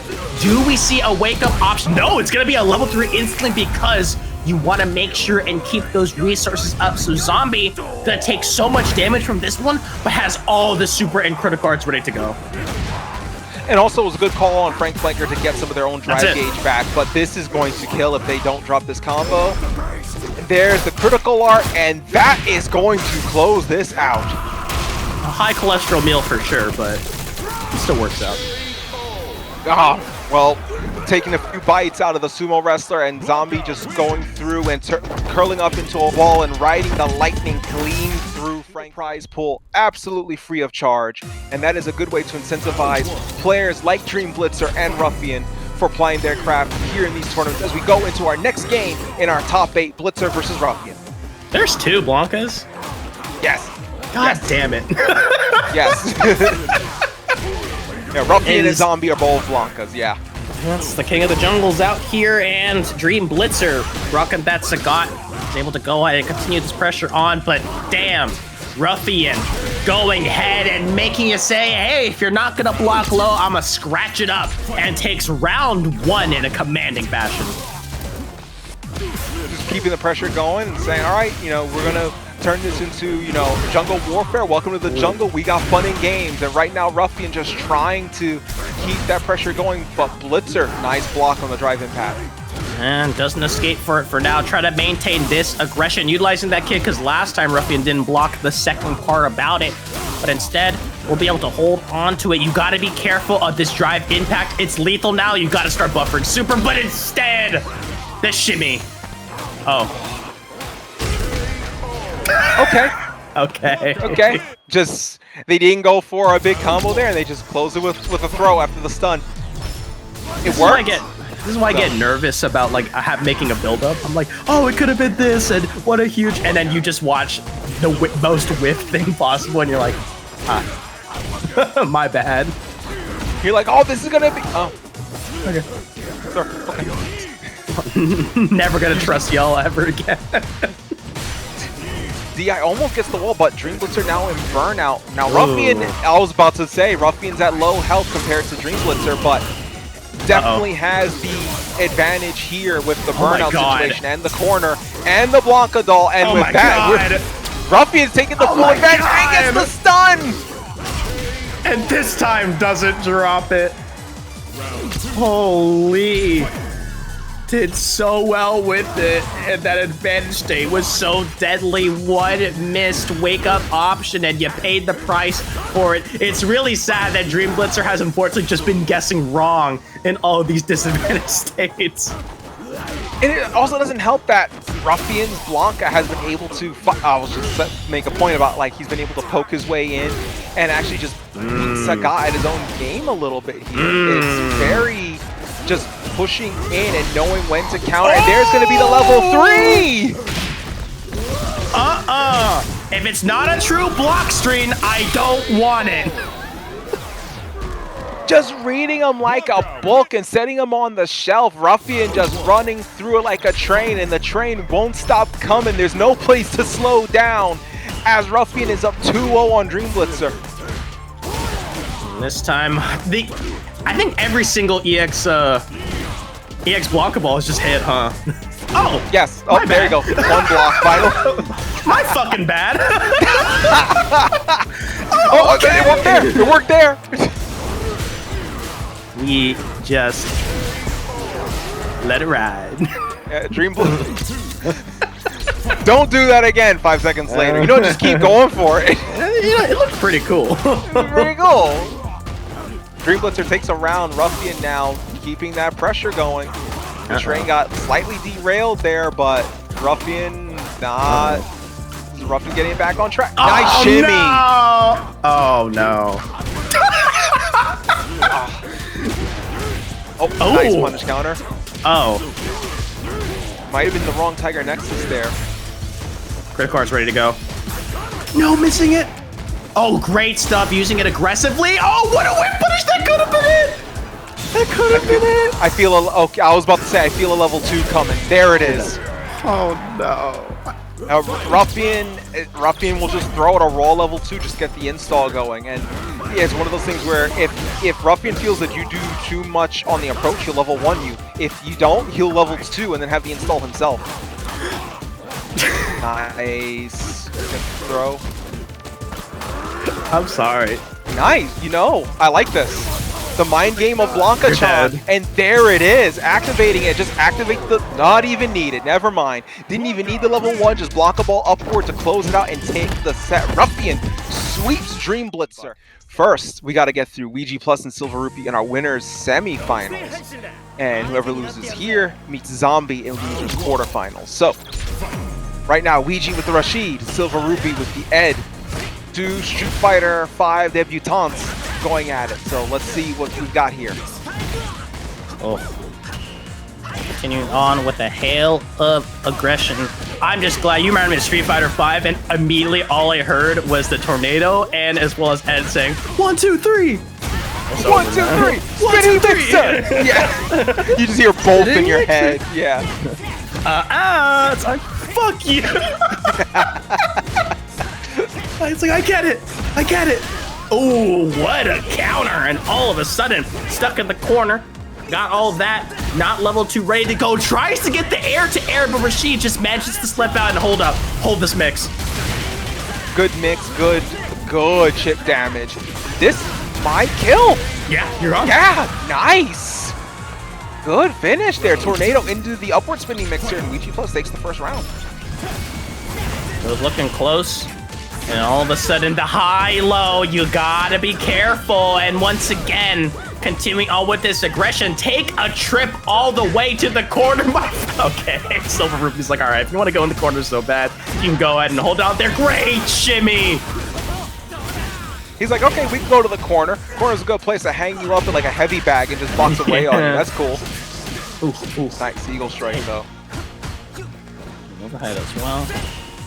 Trying to get in there. Wow, what a step back. So far away that he can't even get it. What a whip punish! What? Very nice whip punish. Caught them on the flicker just going right overhead. The tornado catches them and then going up to close it out. And Ouija Plus gets their first game on the board. There was some depth to that backhand. That was the, this chicken is cold. Like, there was a lot. There was a lot behind. There is a lot of anger and disappointment. And now trapped in the corner. Ooh, Unfortunate. Hey. Yellow medium there. Great little interactions. Wow, the sweep. Not blocking low. That's been kind of the trend that I'm starting to see from SilverRupee, and you really need to be careful of watching your toes. Right now, the tornadoes are paying dividends here. And there's Ouija Plus with the poke. Drive rush in. Gonna go all the way and do the drive rush throw to close it out. The reset? Because I was about to say the scaling might be really rough and you don't have much. Are you willing to burn out for a 50-50? Flips right over that attempt. But because of how low that drive gauge is, SilverRupee has a really good opportunity if you can just get this level 2. But instantaneous by Ouija Plus buffering that option and finds its mark. But still, look at that drive gauge. You were talking about a level 2, and Ouija Plus heard you and was like, that's right, I got a level 2. And closing it out with the level 1, striking a pose, their loving audience. And with that, Ouija Plus 2-0 on SilverRupee, and SilverRupee, danger point here in getting knocked down into loser's bracket. Yeah, and wow, round start, overdrive, tornado. Instantly dishing it out there, and Ouija Plus's neutral has just been looking untouchable until I say something! Then all of a sudden, the jump-in fireball is gonna get the punish out there as SilverRupee. It continues on, baits out the throw, and look at this combo game. You gotta guess to try to stay alive, and SilverRupee, what a dominating way to make a statement. They need more rounds like that to kind of keep this momentum going. In that one, they completely controlled the movement, they completely controlled the momentum. There's that flicker jab, and right now the drive rush to kind of keep it going. They need that momentum on their side. Ouija Plus cannot be allowed to get comfortable. They really can, especially against Rashid. They have so much like freedom and agency when they're able to just kind of get the freestyles going on, and Ed wants to go ahead and keep this pressure going, and this is a really good way to continue. I was expecting a throw afterwards, but Ouija Plus has been trapped in this corner for this entire game. Up there on burnout, trying to fight their way out of that corner, but now getting a throw out the level 2. Have to. Gives you some mobility, yeah. Oh, SilverRupee answers back with it. I respect it. I respect it. There's some Dragon Ball like clashing going on there with the two of the godlike level 2s. Yeah, it was an interesting play there to throw out the tornado to block Ed's level 2. Ed's level 2 actually powers through with about 3 hits left, 2 to 3 hits left afterwards, but it was a good play there by Ouija, good heads-up call there. Unfortunately, SilverRupee still had the advantage to take that round, but right now Ouija Plus complete reverse of polarity and just leaving SilverRupee in the corner, getting their own comfort zone back, finding their spacing, finding their movement, and now Rupee trying to assert their game plan again. Wow! Nice DI reaction! What a time! And just ready. Oh, didn't get anything out of it. Ouija Plus is on burnout. Unfortunately, didn't get much out of the DI trade there. Now SilverRupee's burnt out in the corner. I'm like an NPC whose lines get interrupted because something terrible has happened every single time I try hyping something up. And now you're trapped. You almost got no chance, but keep in mind that Overdrive is almost ready to go, and Ouija Plus is not risking it. SilverRupee now has their North meter back, and there's the DI. Level 2, yep. There you go. Don't mess this up. Don't mess this up. Side switch. Side switch. Hold on. There's no way you got that jump in. Full screen? It's the weird part of Rashid's projectile where it goes at such an angle that if you know your angles, you can actually sneak out jump-ins because of how that projectile arcs under you. And it's a weird situation here where now Rupee's kind of in a spot where Ouija Plus is getting comfortable again. This is not what he wants. Oh god, that shimmy had some meat and potatoes in it. Perfect KO. SilverRupee has to clutch up right here, right now, and has the super meter to back it up though. He's got the super, and let's see if he can make anything from this though. But Ouija Plus just keeping the counter hit. He counter hit. Rupee, I think, is trying to press his way out of this, and Ouija is understand. Yes, Ouija is seeing that weakness. He's burnt. Did the wrong direction on the flicker, but he's gonna try to pull him in anyway. The level 2 tornado is gonna be a bad spot. That's gonna not. Rashid. So I wonder if he were closer. Yay! Oh man. Well, as we go into our winter semis with LeviHakai with C.Viper versus E.C with the Juri. So yeah, they stuck with the Juri. Oh. You ever autopilot a combo? That's what that Juri thing was. You're like, medium punch, crouching medium punch. I guess I'll still do the special anyways, and it just kind of lands. I know what it feels like to autopilot a combo when it's the only combo I have as a character. Yes, I know what it feels like. Yeah, and you get a medal too, so I'm not sure what you're complaining about. I get a medal, yeah. Whoopee! I get a medal. Ooh. And good anti-air as well. Here comes the driver up pressure that Juri has ready to go, and a little bit of a weird hit. What a great time. I swear, if that was just a different button, maybe it could have just been a combo to end it out there, but oh man. Levi literally walking EC down to the corner. Yeah, wow. EC just like jumping back and ooh, interesting. Going for the limit decoupler. Oh, that's risky, but this might pay off for them. Oh! Unfortunate. Didn't have the health there to be met in basically a checkmate situation. So Yeah, it was a good play there, just now cost him the resources and gave EC the round, so see if EC can ride with that. It's a gamble you are to take, and the pressure continues on. Great jump away, and if you're not blocking low, you're going to get hit in the toes. And oh, speaking of low, let's go high instead with the overhead. Oh, nice. Getting the level 3. This is going to do some hefty damage here. It's might? No. No. Yeah. Wake up! Nice. Cover the Let the push button decoupler again. You wanted to. You wanted to, yeah. Oh, Unfortunately, EC going for the DP there, left their keys up on the table, and now they're stunned in the corner. And with that, LeviHakai went on to create another Fable to take the round. That's gotta suck. You just had like your opponent like pinned in the corner, almost having it all, and then one wrong decision led to all of that in EC. Brunt force of that, and oh no, we got caught trying to grab. That's gonna be tons of damage and great level 1 to get out of that really dicey situation. Good awareness, good use of the invulnerability on the level 1 to push them away, yeah.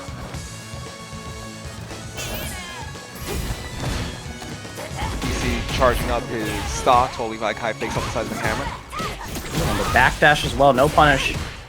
Still a really dangerous option, and good job blocking low, holding that parry that could have been... Oh boy. And the aggression. I love how both of them backed away. They really respect each other's pressure, and disrespectfully just goes for that.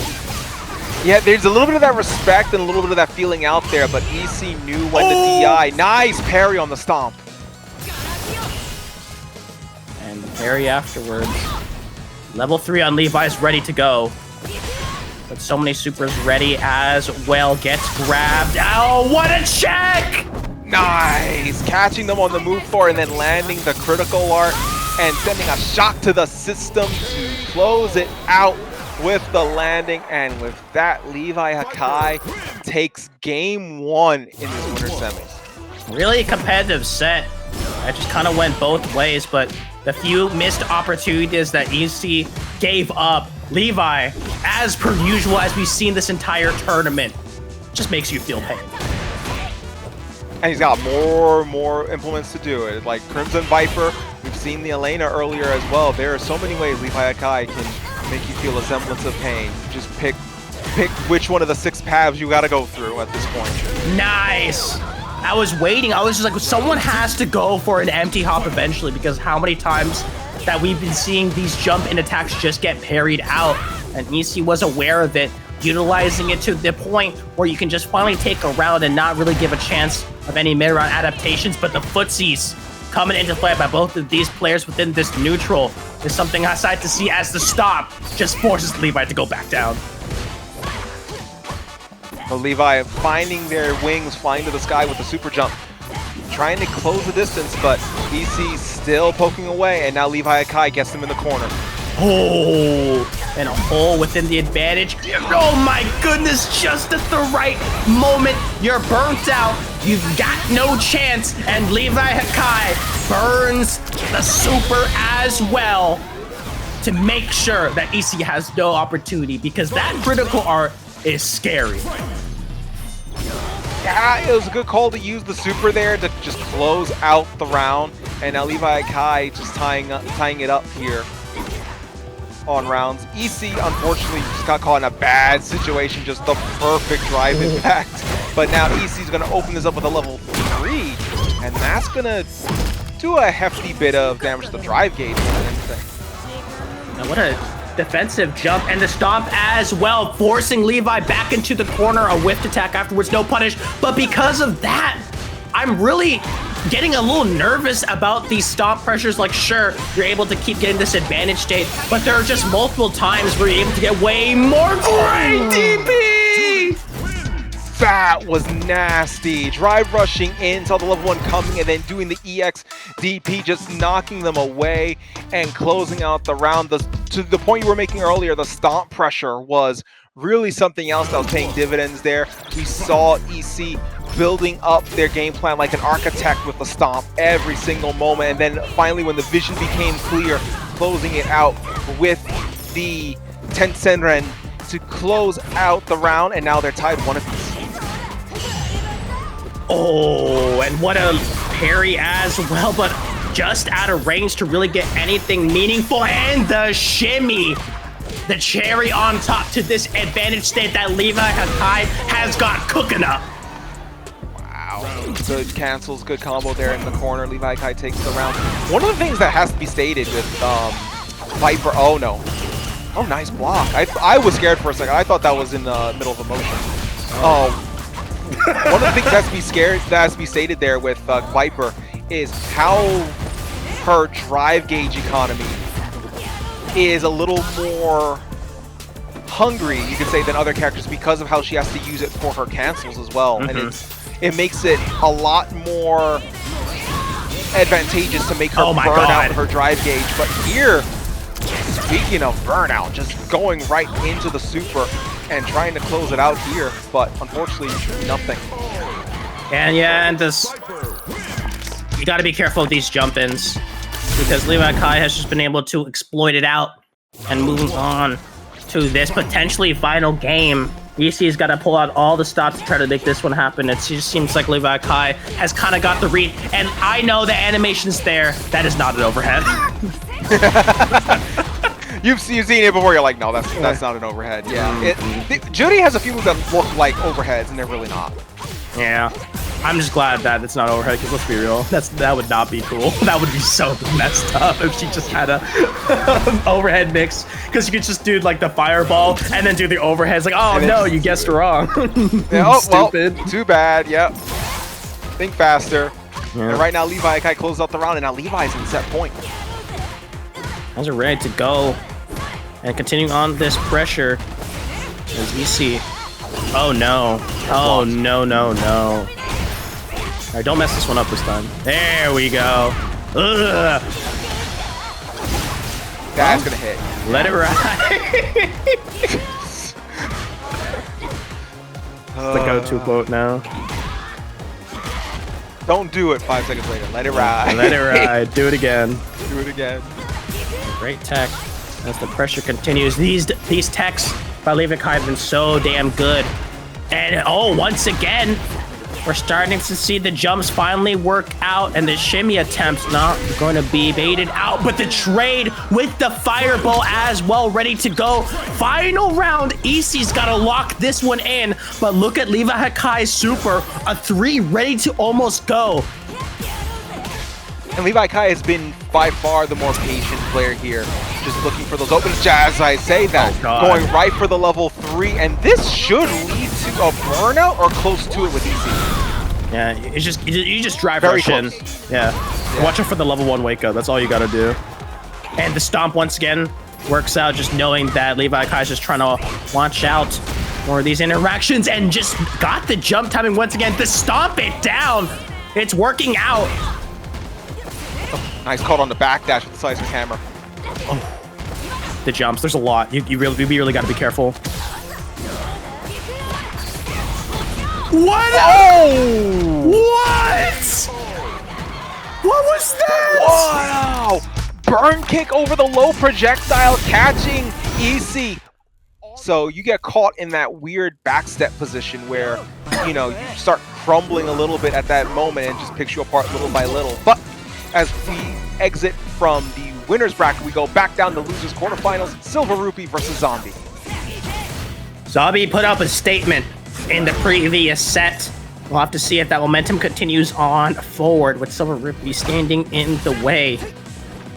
And this is going against Ed, and what a trade, and you get a combo after that? Pokes Blanka ball. Drive rush in, gonna get the head bite.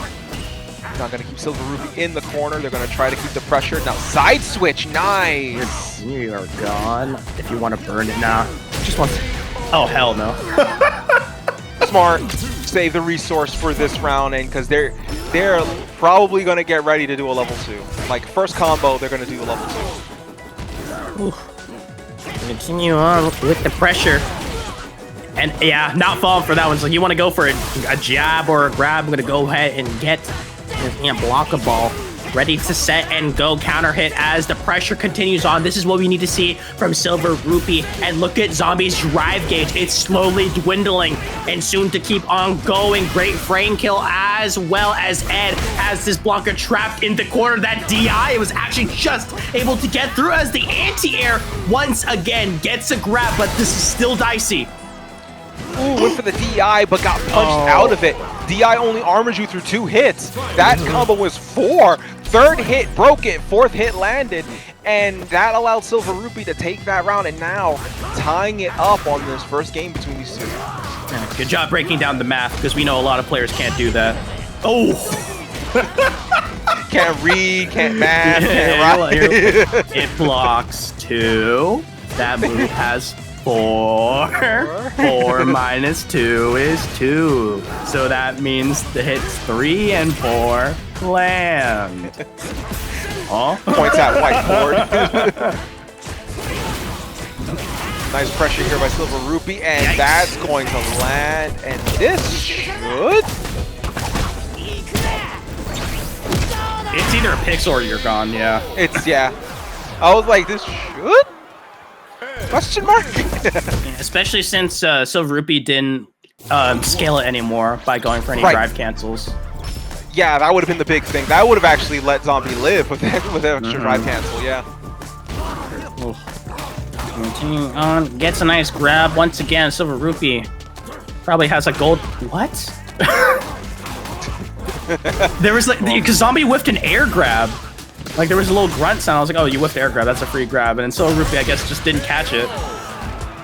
And that's it's one of those. It's one of those things where you sometimes forget characters have air grabs. Admittedly, like you sometimes forget about that. Like I find myself having that situation where I fight Chun-Li's, and all of a sudden I get grabbed in the air. I'm like, oh, right, yeah, she can do that.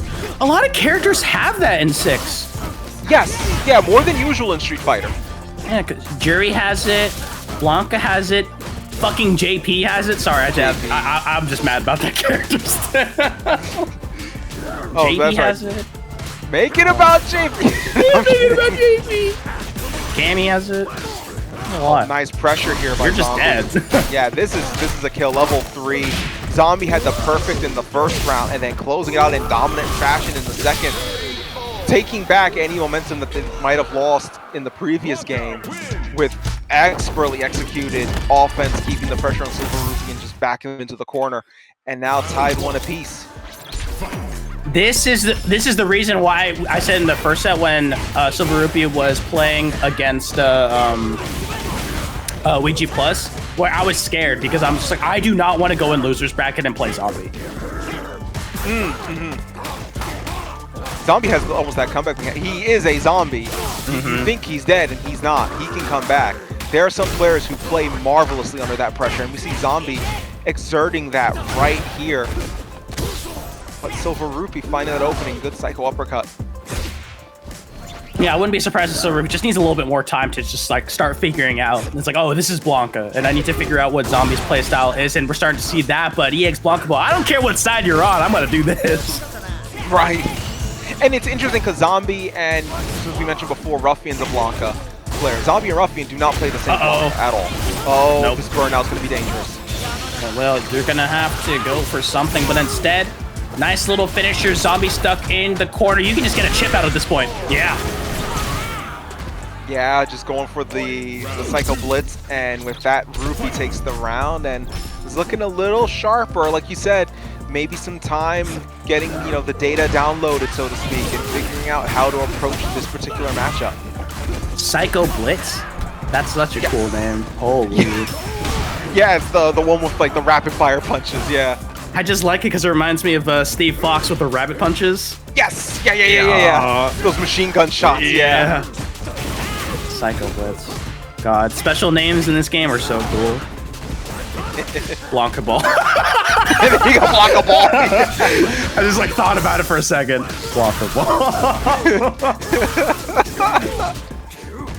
You see 4 Blanka Balls. There's Blanka-chan, but he's going to try to reversal, and the trap is activated. And that's what makes Zombie's Blanka so different from Ruffian's, is the use of the Blanka-chan trap in those different situations. And that allows Zombie to even it up with the round. You've triggered my trap car. Sorry to disappoint you, Yugi. And now... Face it, you're a third-rate duelist with a fourth-rate deck. Dude, he was a D1 like trash talker. He was. So is Gary in Pokemon. Yes. Blanka ball to close in, gets the counter hit throw, and now Rupee's in the corner. Oh, punish counter on the throw. Wait, go level 3. That's gonna hit. That's gonna hit. Caught him on the step in. Was that critical art? No, this is regular. That's critical. Oh, No art. no. Oh, but this is critical and very fatal. As Zombie turns it around, gets the stun in the corner, and takes the game. And now is up 2-1 against SilverRupee. That's so unfortunate. If SilverRupee just took a little bit more damage, that would have been critical art to just take that. That would have won. Yeah. Oh, but what a shimmy. Nice. The flicker. Gonna uppercut. Now they have him in the corner. That sucks. Like, I'm just like, oh my god. That's why I asked critical art. I was like, that could be it. And then you lose off of that. Oh. Yeah, it's interesting to lose off of the fact that you didn't take more damage. It's kind of a weird feeling. Oh no. I love the gambit to try to go for that one, but the only card trick I'm starting to see is you getting stuck at the corner, wake up super, or no, you're gonna hold. Oh no. Oh, no, they were pressing. They were pressing. They smelled blood in the water. They had all the momentum on their side. And unfortunately, with their activation of Pot of Greed, SilverRupee just flipped over Magic Jammer and popped the level 1. And right now, SilverRupee just riding this momentum into round 2. Oh, but a missed meaty. Hold on, that's an opportunity all of a sudden. And the counter hit to kind of add it on. They're swiping a little bit out there, and a punish counter as well. Kind of got the timings down. Zombie once again, and a great usage of the flip to continue on. SilverRupee's got to be careful. Zombie using the Blanka ball for mobility is actually pretty smart. Like, again, the differences between his and Ruffian's Blanka start piling up, and him using that drive rush into overhead just ate the Psycho Uppercut as a counter, jumps over the Blanka ball. And look at that one, checks it, and the side switch. Doesn't sacrifice the but instead wants to keep it. And look, you're in chip range. Oh no, you didn't slide enough. That's unfortunate. Waking up in the middle of the projectile, crossing over you from the slide. Like you said, they were in chip range anyway, and having the projectile put you in just a bad spot overall. Right now, it feels like Rupee is just gonna ride with that a little bit. Oh no! Trying to scrape and claw, and SilverRupee just taking it. In the wise words of Punk. It's in the wise words of Punk. Just take the throw. Just take it. Just take it. And I think also, I just caught it as well. The reason why that projectile hit is because SilverRupee also used, I think, the light or medium version of the projectile, so it would travel slower. Slower, yes. Yeah, so that way when he gets up, it's going to pop him as he's standing. Yeah. Micro interactions. And I wouldn't expect any less from SilverRupee clawing back this grueling Game 5. Started out with a perfect and trying to intend to perfectly finish that one as Zombie is just swinging, trying to find any opportunity to do so. And here comes the mix, and you're just in chip range. Thank goodness you're able to break out there. Here comes the install. Zombie reacting to do the drive reversal in that moment. Very smart. Got out of the level 2, but ate the uppercut as they approached. And with that, SilverRupee takes the set 3-2. Now we have a Matcherino up for you to contribute. We still have about 16 or so codes left, I believe. We still have several codes left on the Matcherino for you to... Oh, we have 8 codes left. So if you would like to contribute 25 cents free of charge, claim the codes there as we get ready for our losers quarterfinal, EC versus Ruffian. EC had a little rough pull, in all honesty, against Levi, and still was able to pull up a big fight. But now there's only one Blanka remaining, and that's Blanka-chan actually betraying that a little opportunity as you're able to get a little bit more on the resources. Yeah, that full screen attacks like that with EC's reaction, he's able to be completely blocked out there. And oh my goodness, you just got third wheeled. I'm sorry, Blanka-chan. It's kind of interesting that the low projectile just it's a funny interaction just to see it just go completely through Blanka-chan. But it makes sense. Attacks don't interact with Blanka-chan unless they are, you know, Blanka's own, so. Like that. Yeah. But now the trap is set, and EC has to be aware of it, and eats the punish for jumping over the Blanka-chan. That's part of the mind games that Blanka has now. Oh, and you tried to grab? Oh no! Oh no! You cannot be doing that. Great reaction by Rufian, being able to instantly punish it out there. Because in all honesty, I was just like, okay, for EC, this is fine. You may have eaten like a good amount of damage, but all the Blanka dolls are gone, and the only way to replenish it is a way that not viable. It's not viable. Right. Good throw there by EC. And Ruffian just raw level 2. Wow! Got the Blanka ball moving in, and now Ruffian just keeping the pressure on, using the electricity, using the Blanka ball to keep EC's back against the corner, trying to keep them in there. Yeah. Being able to sniff that one out there and gets the grab afterwards. You see walking Ruffian down, has to use the EX Blanka ball, was expecting the drive rush in as a counter, but good stuff. Both of them giving the mental stack up. You see he's back flipping away like a goddamn superhero. He gets away with that one. Blanka-chan is active. That's going to be a rough situation. Ooh, I was scared for a second. I thought he was going to land on Blanka-chan. Chip out. Nice.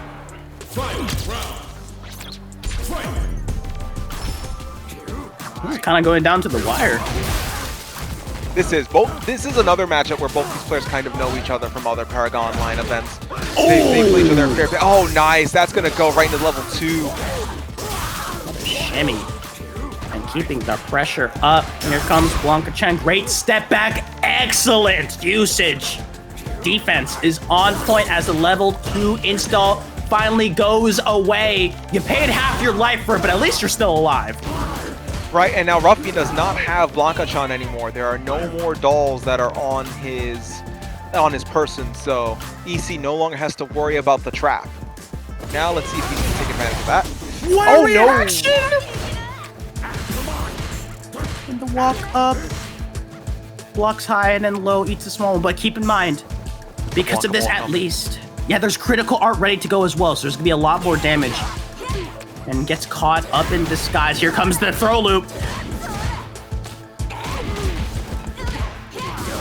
Oh, nice. Oh god, you're dead next interaction. Oh, the throw escape. Oh my There's the goodness. Blanka win. I felt it in my bones, even when there's that first bit where Ruffian was backing away. I was like, there's a Blanka ball coming at some point. There's a Blanka ball coming at some point. And the minute EC threw out the low projectile, Blanka ball just soared right over it.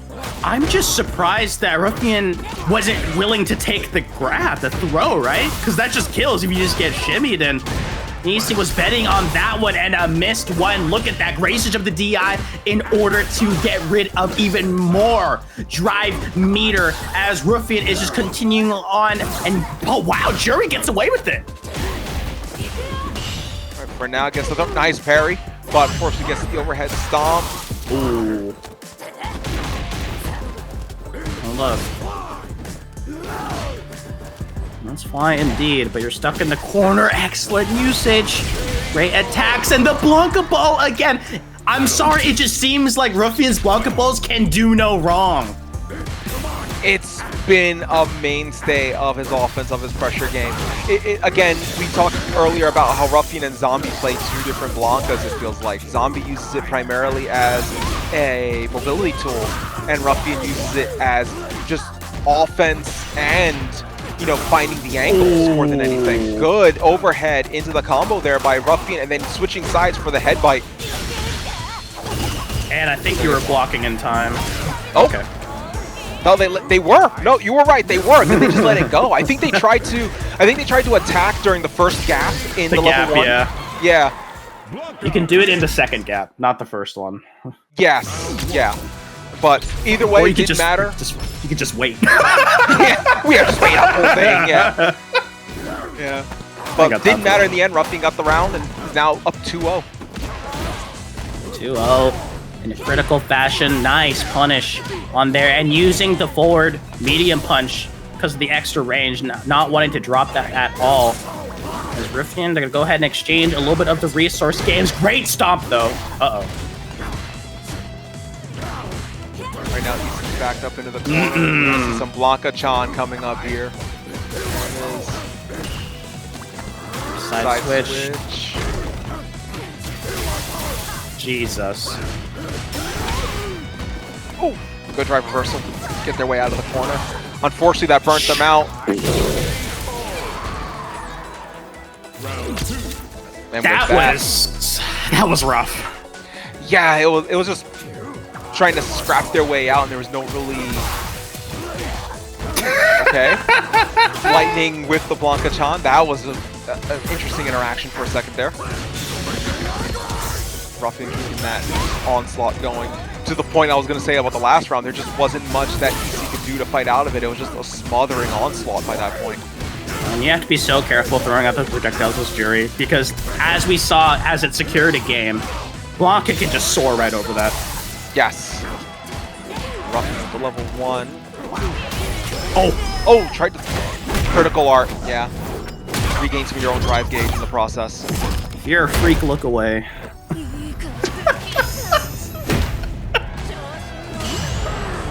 Oh Good my God! parry. Blanka's not a freak. Blanka locked it. And with the head bite, Rufian takes it 3-0 against EC, and EC finding himself eliminated. I had to want to make sure I was in the right. It's been going up. And we've been seeing you guys claim the codes, and thank you for contributing to the Matcherino prize pool. But right now, got our winners finals, LeviHakai on the Viper versus VG Plus with Rashid. Rashid's ready to go. Another code redeemed. Let's go. That's what y'all are doing out here, and this is the rematch, right? Run back? Yeah, this was a rematch from the ladder when both players were undefeated in the ladder. So this is a rematch from the 2-hour ladder setup. And stayed on Viper the entire time. LeviHakai takes that nice little round, nice dominating fashion, and the super jump on there. At this point, it's just air immune. No one's trying to DP that at all. No way at this juncture right now. Oh, ooh. Nice. LeviHakai. Oh no.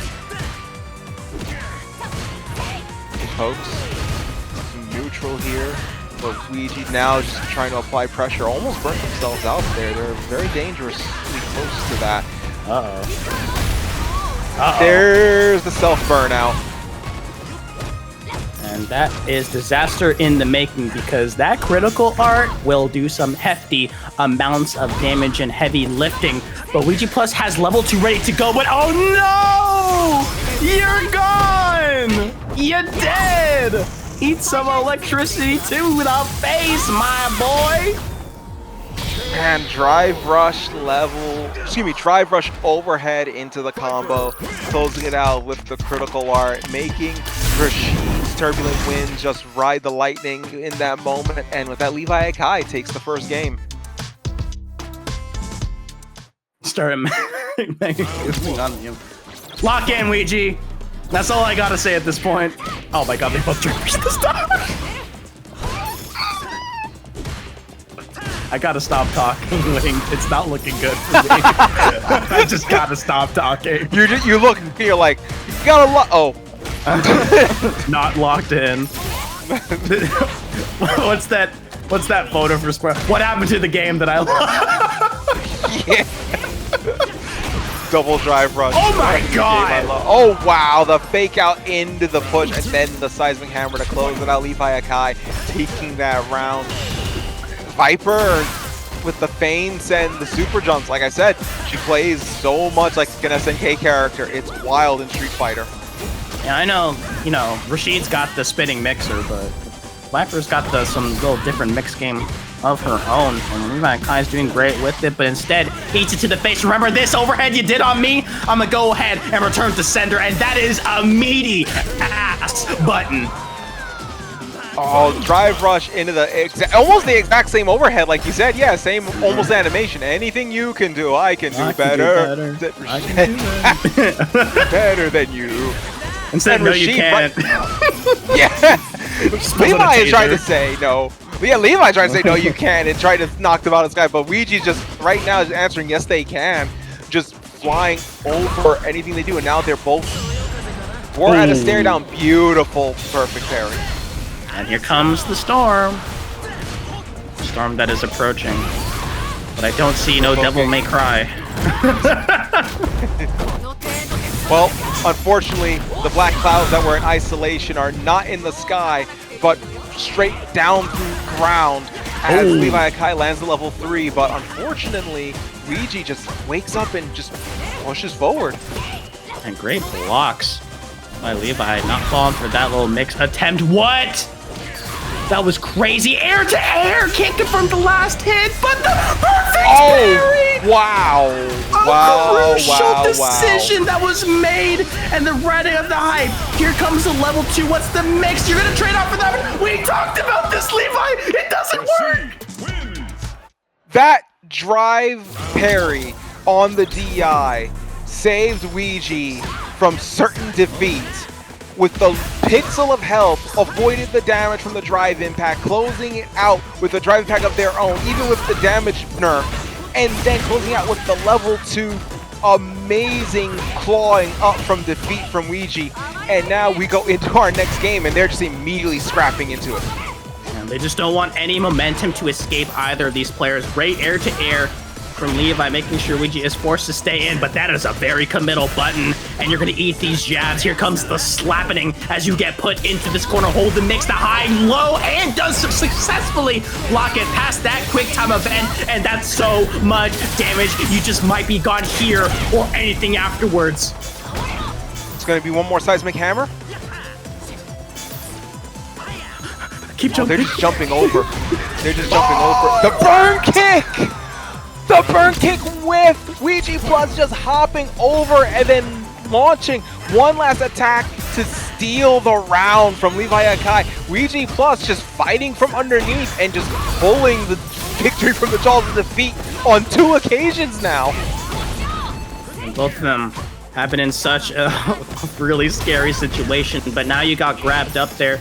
Holding on to the meter, you may look like an opportunity, but another jump, but a great whip punish, but the punish after that one was not good enough. A lot of kicks being thrown out here, but this is really scary. LeviHakai has to make sure, because you are still in the corner position. The parries come out right on here, but gets ready with that anti-air. Thunder uppercut just closing it, and now tied up for the final round. Oh, nice, just going straight into the level 2. That's like so much. What the hell? Yeah, that's just straight up. That couple was like about 40-50% health. That was a level 3. I don't care. That's a lot. It's all may as well be. Yeah. God damn. Oh no. Burn kick. Keep jumping. Oh my god. Tornado. Oh goodness. Nice gracious. side switch. Yeah. Oh no! Just walked right underneath it, and you got grabbed. Grabbed in the corner, put up against the wall, and with that LeviHakai 2-1 in our winners finals. LeviHakai 1 win away from setting their place in grand finals. He wants to sit comfortably there, but Ouija Plus really making Levi work for that one. And the aggression continues to be on in tenfolds. This Ouija Plus really needs to kind of keep it together. It's a little bit falling apart as LeviHakai is just literally walking this poor Rashid down to the corner. Good pressure, good shimmying there by LeviHakai, but Ouija just undaunted by this. He's jumping overhead and reversing the pressure. Now LeviHakai gets the fight out of it. Yeah. He does so with button, but it's not going to get punished. That will, though. That is a huge punish and a huge mistake. They surely will be able to kill afterwards. Strike a pose with that level 1. Got it down. And Ouija Plus getting the first round where it looked like all said and done. LeviHakai, unfortunate, drop of an input, and it just kind of leaves you, tumbling down.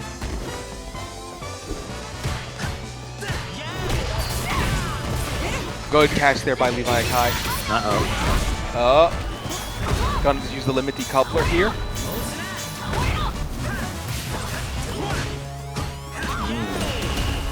Luigi closing in. Oh, nice. Just drive pairing to avoid a little too much damage. But there's the Thunder Dash, and now here's the pressure. Here comes the storm, and all of a sudden, you're down from there. Rashid's got that level 2 ready to go. Also, I just realized that LeviHakai, every single time I see the install. Damn. Got the shot! Oh my goodness. Okay, good pick up there by. Oh, Yes! Oh no! Projectiles. Remember, you can't super through that. That should have been a punish. Just wasn't fast enough just yet. Instead, eats a taser to the face. A lot of electricity flashing as Ouija Plus has a huge lead to work with. But the clutch factor that Levi has, I'm starting to get a little nervous. Oh, good counter hit, catching the drive rush in. Like you said, that clutch factor just comes into play a little bit there. But now LeviHakai trying to walk him down, and there's the EX burning kick, but that just gets punished on the block. Holy, that was just enough. Great optimal punish. Lights lead to medium, medium leads to heavy, and heavy leads to a win. In Ouija Plus's book, trying to go ahead and take this final game. And LeviHakai trying to clutch it out there. Great check as they both trade, but if you're Levi, you'll take that any day. Little pokes there by Ouija trying to answer back the trades with some of their own. Answer back the checks, I should say. Oh, and this is... Throw whiffed. Jesus. Ooh, the cross up. This gets them a little nervous. I'm trying to go for a little bit more. Oh, you cannot be whiffing a button in front of Levi. And the jump, that's what I'm really concerned about, Wing, is the constant jumps that Ouija's doing to escape pressure. It's worked, trust me. There's a reason why this is a game 5. But in the final one, I'm scared that Levi will start catching on and make it so that Ouija has no time to really, figure out the habit and make sure to stop doing so. Levi just has amazing adaptation. Yeah, we've seen that historically in these events, and we're seeing that tonight as well. Ouija is just trying to keep, what ain't broke, don't fix it, but LeviHakai is just starting to add a little, cracks in that, piece of glass, so to speak. Ain't broke, don't fix it. Well, you're probably gonna have to fix it soon. And it's not enough to get the dizzy. So staying up, air to air. Tries to go low, no overhead mix. Oh, got the delayed hit, but couldn't convert it. Uh-oh. Oh, nice throw. It's gonna get Ouija in the corner now. Oh, air to burn kick. Oh no! Guess for your life. Guess for your life. That blocks, that's it! Oh! Wow, good round save there by Ouija. Bring us to a final round. Now, Ouija has level 2. I fully expect to see that in short order. Oh no. That should come soon. This is what I'm talking about, the air to air. Now Levi's really catching on. No escape, get your ass in the corner. That's 2. That's 2 for 2. Yeah. One hit, that's it. Level 3 is ready to go. Oh! That's wish. Hold on. Big opportunity. But the problem is that you get one hit, you're going to be gone. And that overhead, that was so meaty. It leads to a combo. Levi's got to be careful. You're still stuck in this corner, but you're one interaction from taking it all. And it's going to be Levi with the level 3 to boot, finishing it off in a game 5 last round. The super jump to clear the distance to get behind Ouija with the cross up and taking it with the level 3. Levi some Street Fighter 6 tonight as we get ready for our loser semi-finals. Ruffian on the Blanka, SilverRupee with the Ed, going right into it. Let's go. And that old Street Fighter 5 Ed background banner, I forgot ugly and chopped he was in that game. Yeah. I mean, yeah. Yeah, I mean, okay, it can be worse. It could be worse. You could be Ken in Street Fighter 5. Yeah. Banana head. Oh, man. And here we go.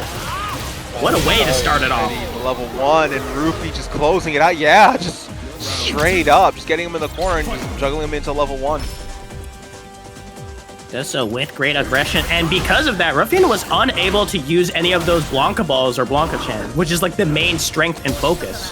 So that's exactly what SilverRupee needs to do, especially in the advantage state, and being able to utilize this projectile to its best ability as they're just scrapping. And look at that range difference, that's critical. Knowing when to pick their spots from that distance is going to prove to be very advantageous for Rupee, but unfortunately, Nice! There we go, nice. Just calling it out there, saying, hey, that button's a little too slow. I'm gonna go in and catch it out there, and what? Nice. A response, but that's not complete!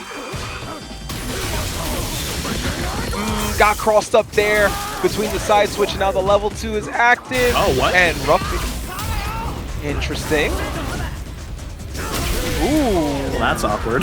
That was a rough situation there. Popped the level 2, just jumped over it.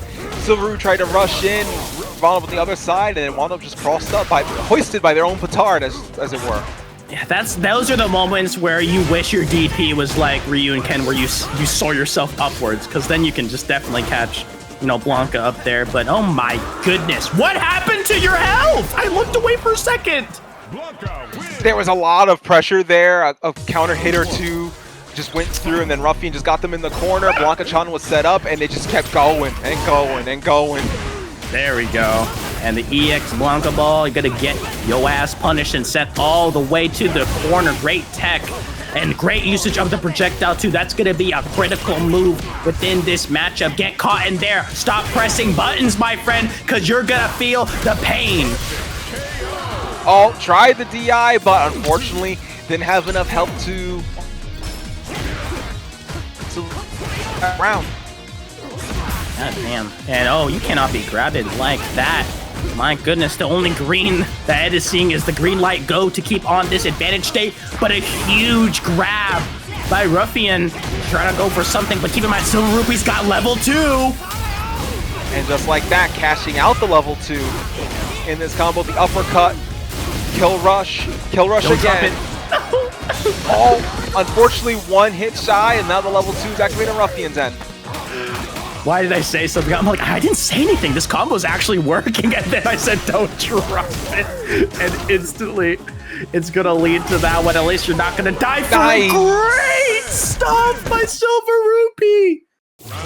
Nicely caught with a psycho shoot as they came in with the Blanka ball. Beautifully timed.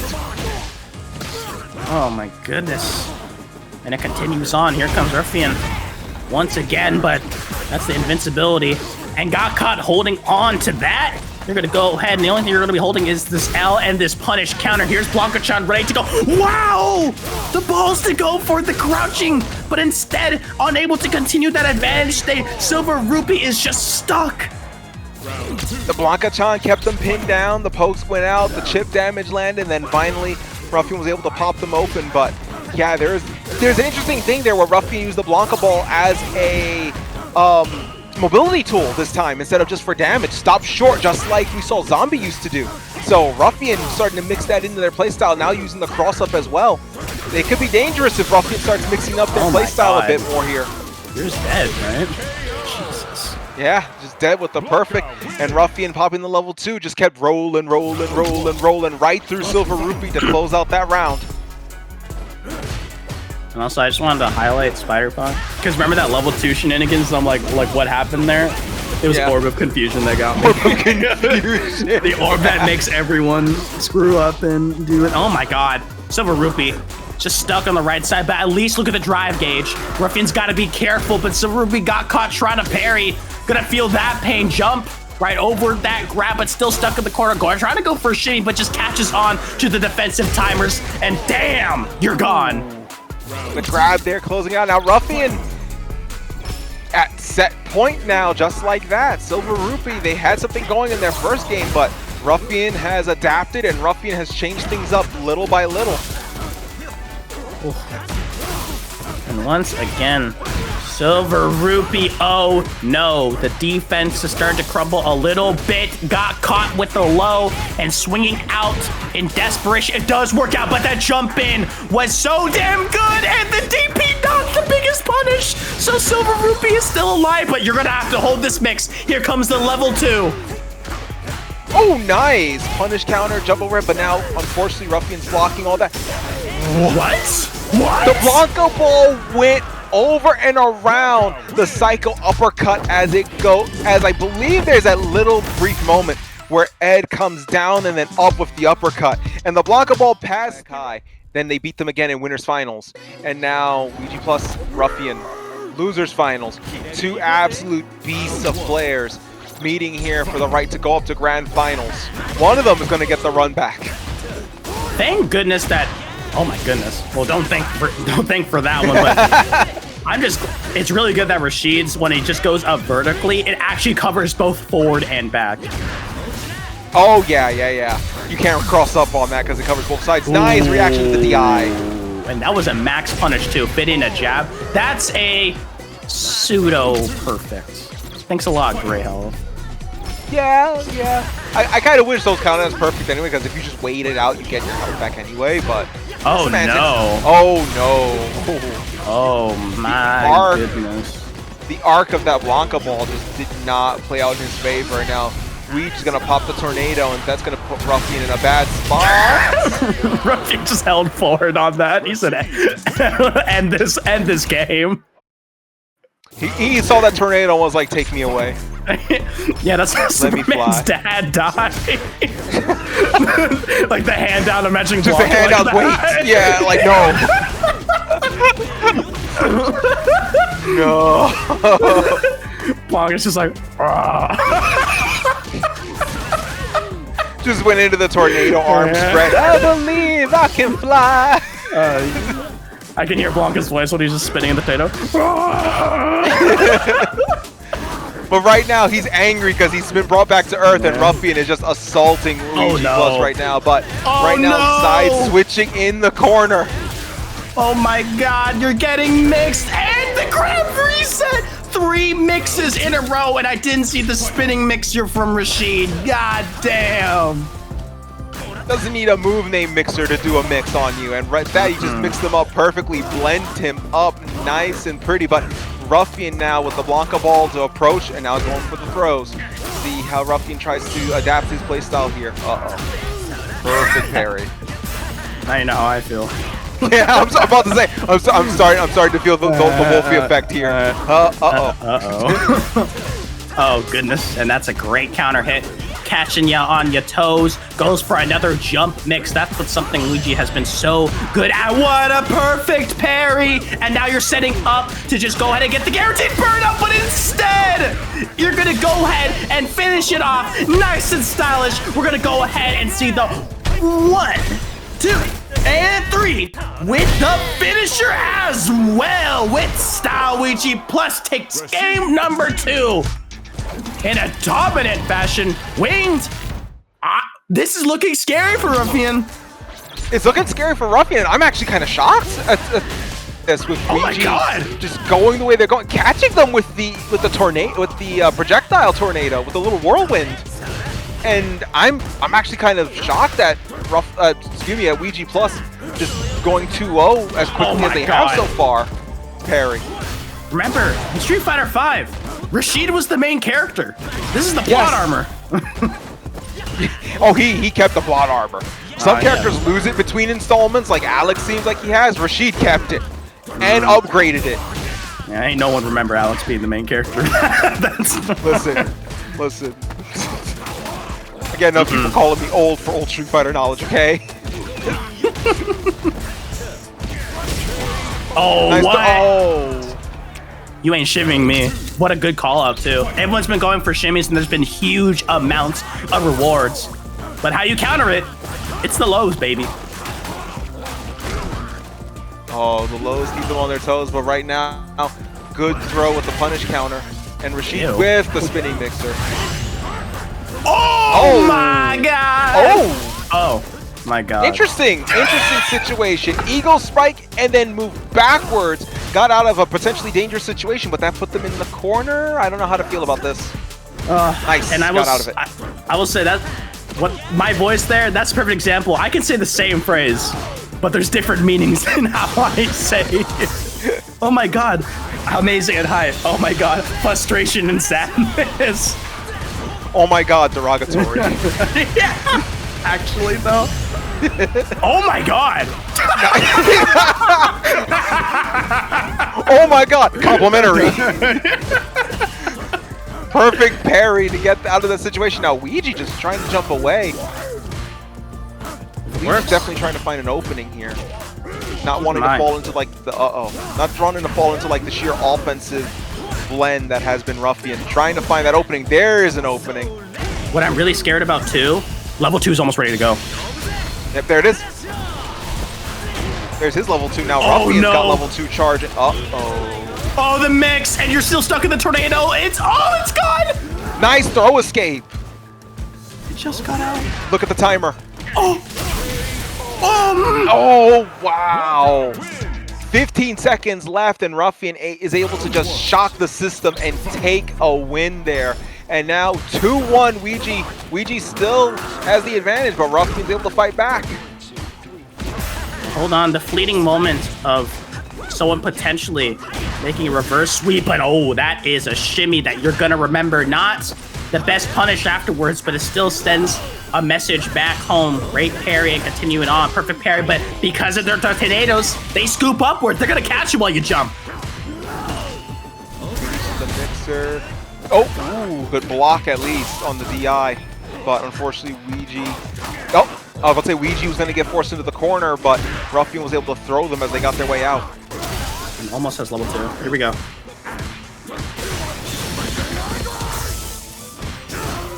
Hold this mix. Got it. Oh, wow. Got over the drive reversal. Yeah. And finished it. What a great reward off of that level 2. Speaking of level 2. Oh, okay. I don't even know. The mobility. Yeah, they were using level 2 to leap over and then use the air step to try to bait something out, but Ruffian just did not take it. Perfect defense. You just survived that level 2 and got so much off of it, but the mix once again, because you're able to do it, and the EX Blanka ball, it didn't work out in the previous 2 games.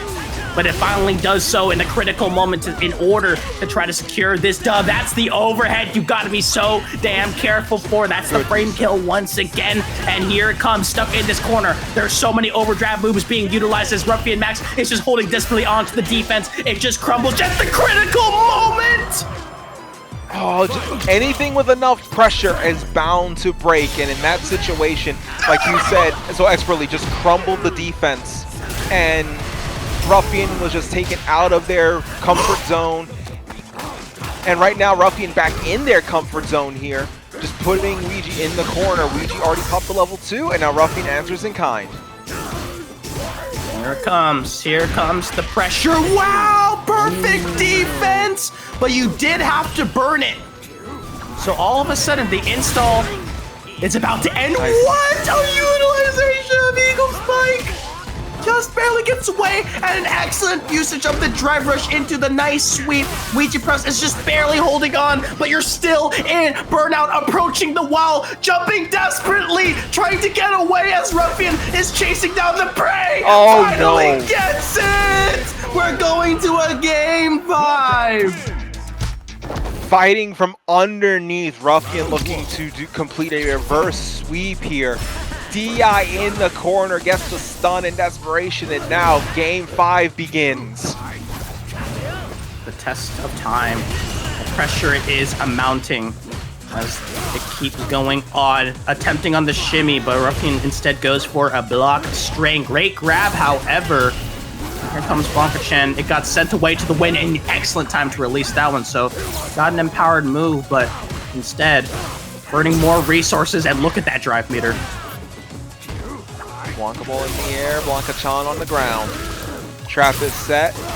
Blanka-chan used Thunder Shock, it's super effective.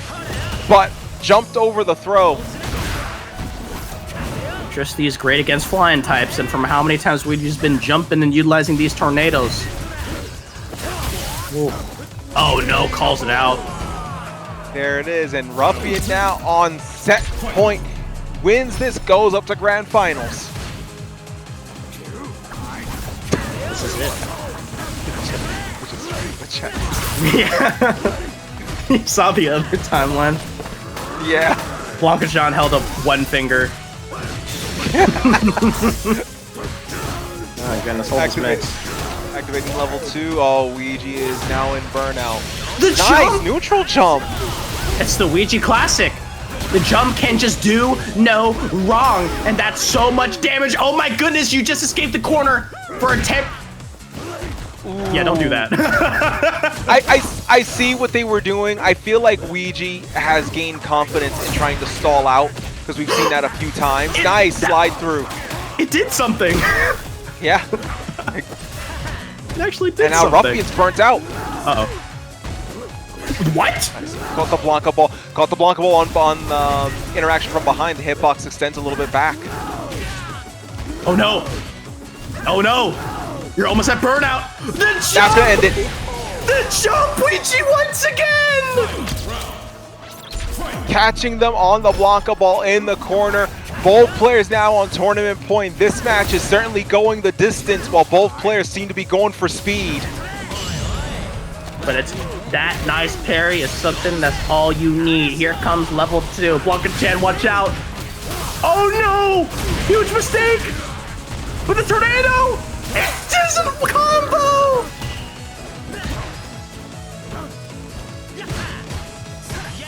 Trying to get his jump offense in again. Pushing the pressure. Here it comes. You know what's really scary? This.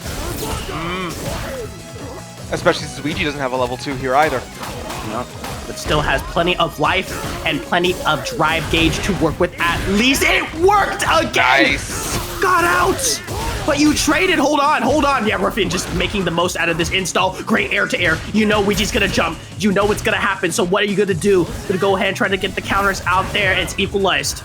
I don't think a level 2 super can be built in time, so it's gonna be down to level 1, and as well as being able to utilize everything in your drive meter. Grab goes wide, the perfect parry. You can't get the kill off of this, but you have to go for the mix. Trapped in this corner, Ouija is just trying to survive. Blocks the media, air to the air. It doesn't find anything. Escapes, but the zone, the drive. It worked out. Ruffian. The Blanka ball right through to close it out, and Ruffian takes it 3-2. And then hold C, you'll actually go prone. It's really funny. Man. But as we go into grand final, speaking of changing stances, Oh my God. LeviHakai going with the Elena against Ruffian's Blanka.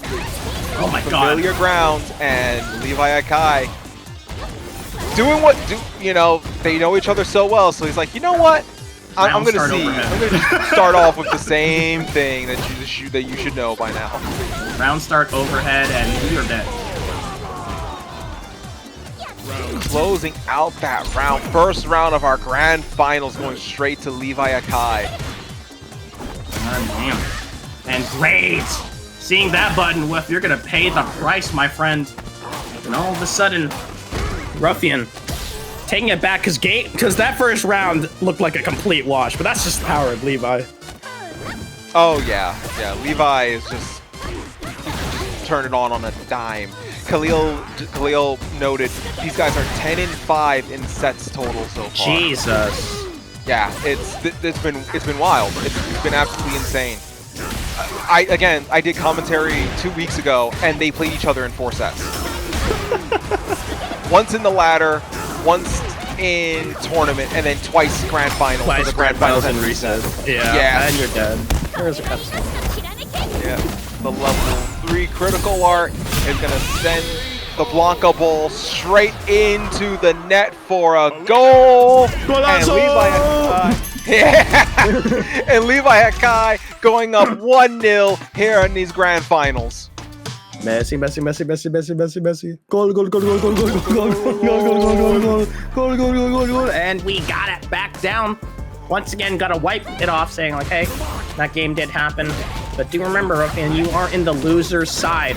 There's still a lot of games to be played, especially You know, last time you had that four streak of playing against the same person, but once again, you're stuck in the blender, the 11-hit combo, and all of a sudden, you're gonna die from the next interaction. The wheel, the sides, the Link song to put the pressure on. The wheel again as the anti-air, and then again on Wake Up, LeviHakai just popping off scratch wheel, like their tournament life depended on it. When it's like, Levi, you got 6 games to get. Plenty to go for, and lots of whiff buttons being threatened. But sticking to the lights and the basics. As we hop right into this one, great anti-air. You just can't seem to find any jumps on Levi. Not at all. He's gonna pop the level 2, and Levi's got great defense. Yep, jumps over. Oh, nice. Use the Rhino Horn to switch sides. Here it comes. And once again, the sweet finisher as well. Out. Oh my god. Yeah. I think you're just gonna die unless you can get like a nice critical art, but are you willing to burn it? Or do you just wanna what? An anti-air! What? Oh! Oh my god, a punish counter critical art at that health stage. This might kill. I think this kills.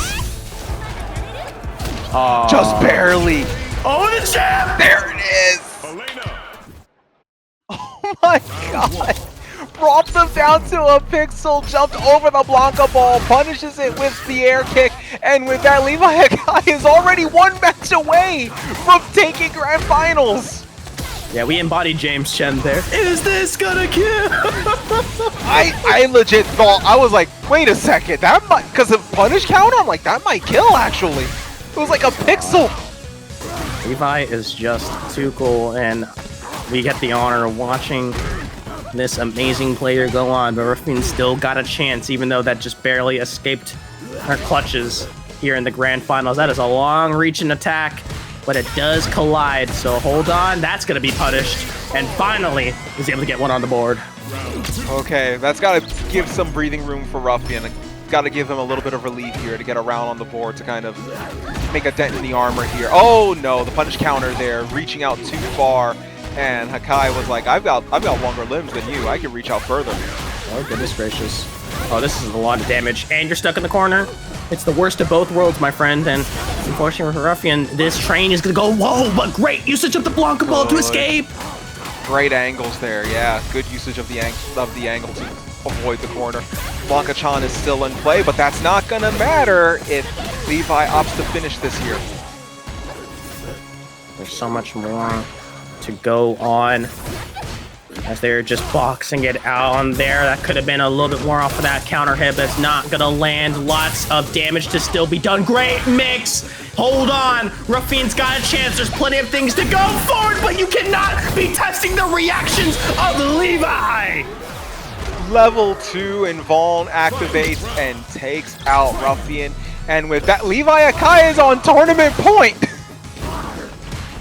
Tournament point and ready to go ahead and just rob away this grand final set. Missed EX Blanka ball. Oh my goodness, but the punish counter off the grab. An opportunity is still here.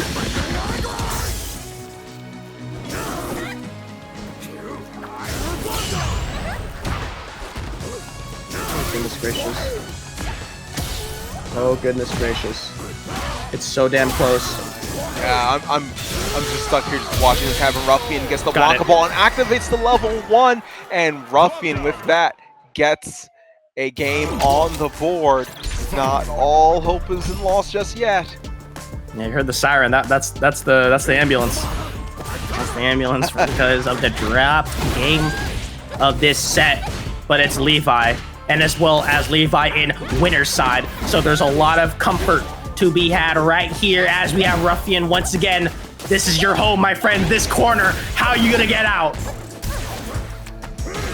Oh, looks like LeviHakai was gonna try to barricade the doors with drive impact, but Ruffian just barges right through, refusing to be kept in that box. Oh no! It could have been more. It could have been more. But is able to tech it. No drive rush check. No, you can't do that! No, doesn't have the armor for it, or excuse me, doesn't have the health for it. So even if they armor through it, they don't survive, and LeviHakai once again on tournament points. The most you can do there is like to do a level 1 super to break right through Yeah. it. And oh no, caught your hands in the cookie jar. You're gonna eat so much damage instead of the sweet treat.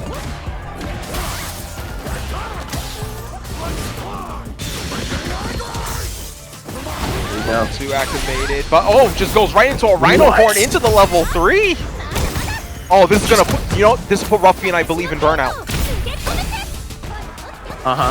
Oh, close. That There one. it is. There it is. See?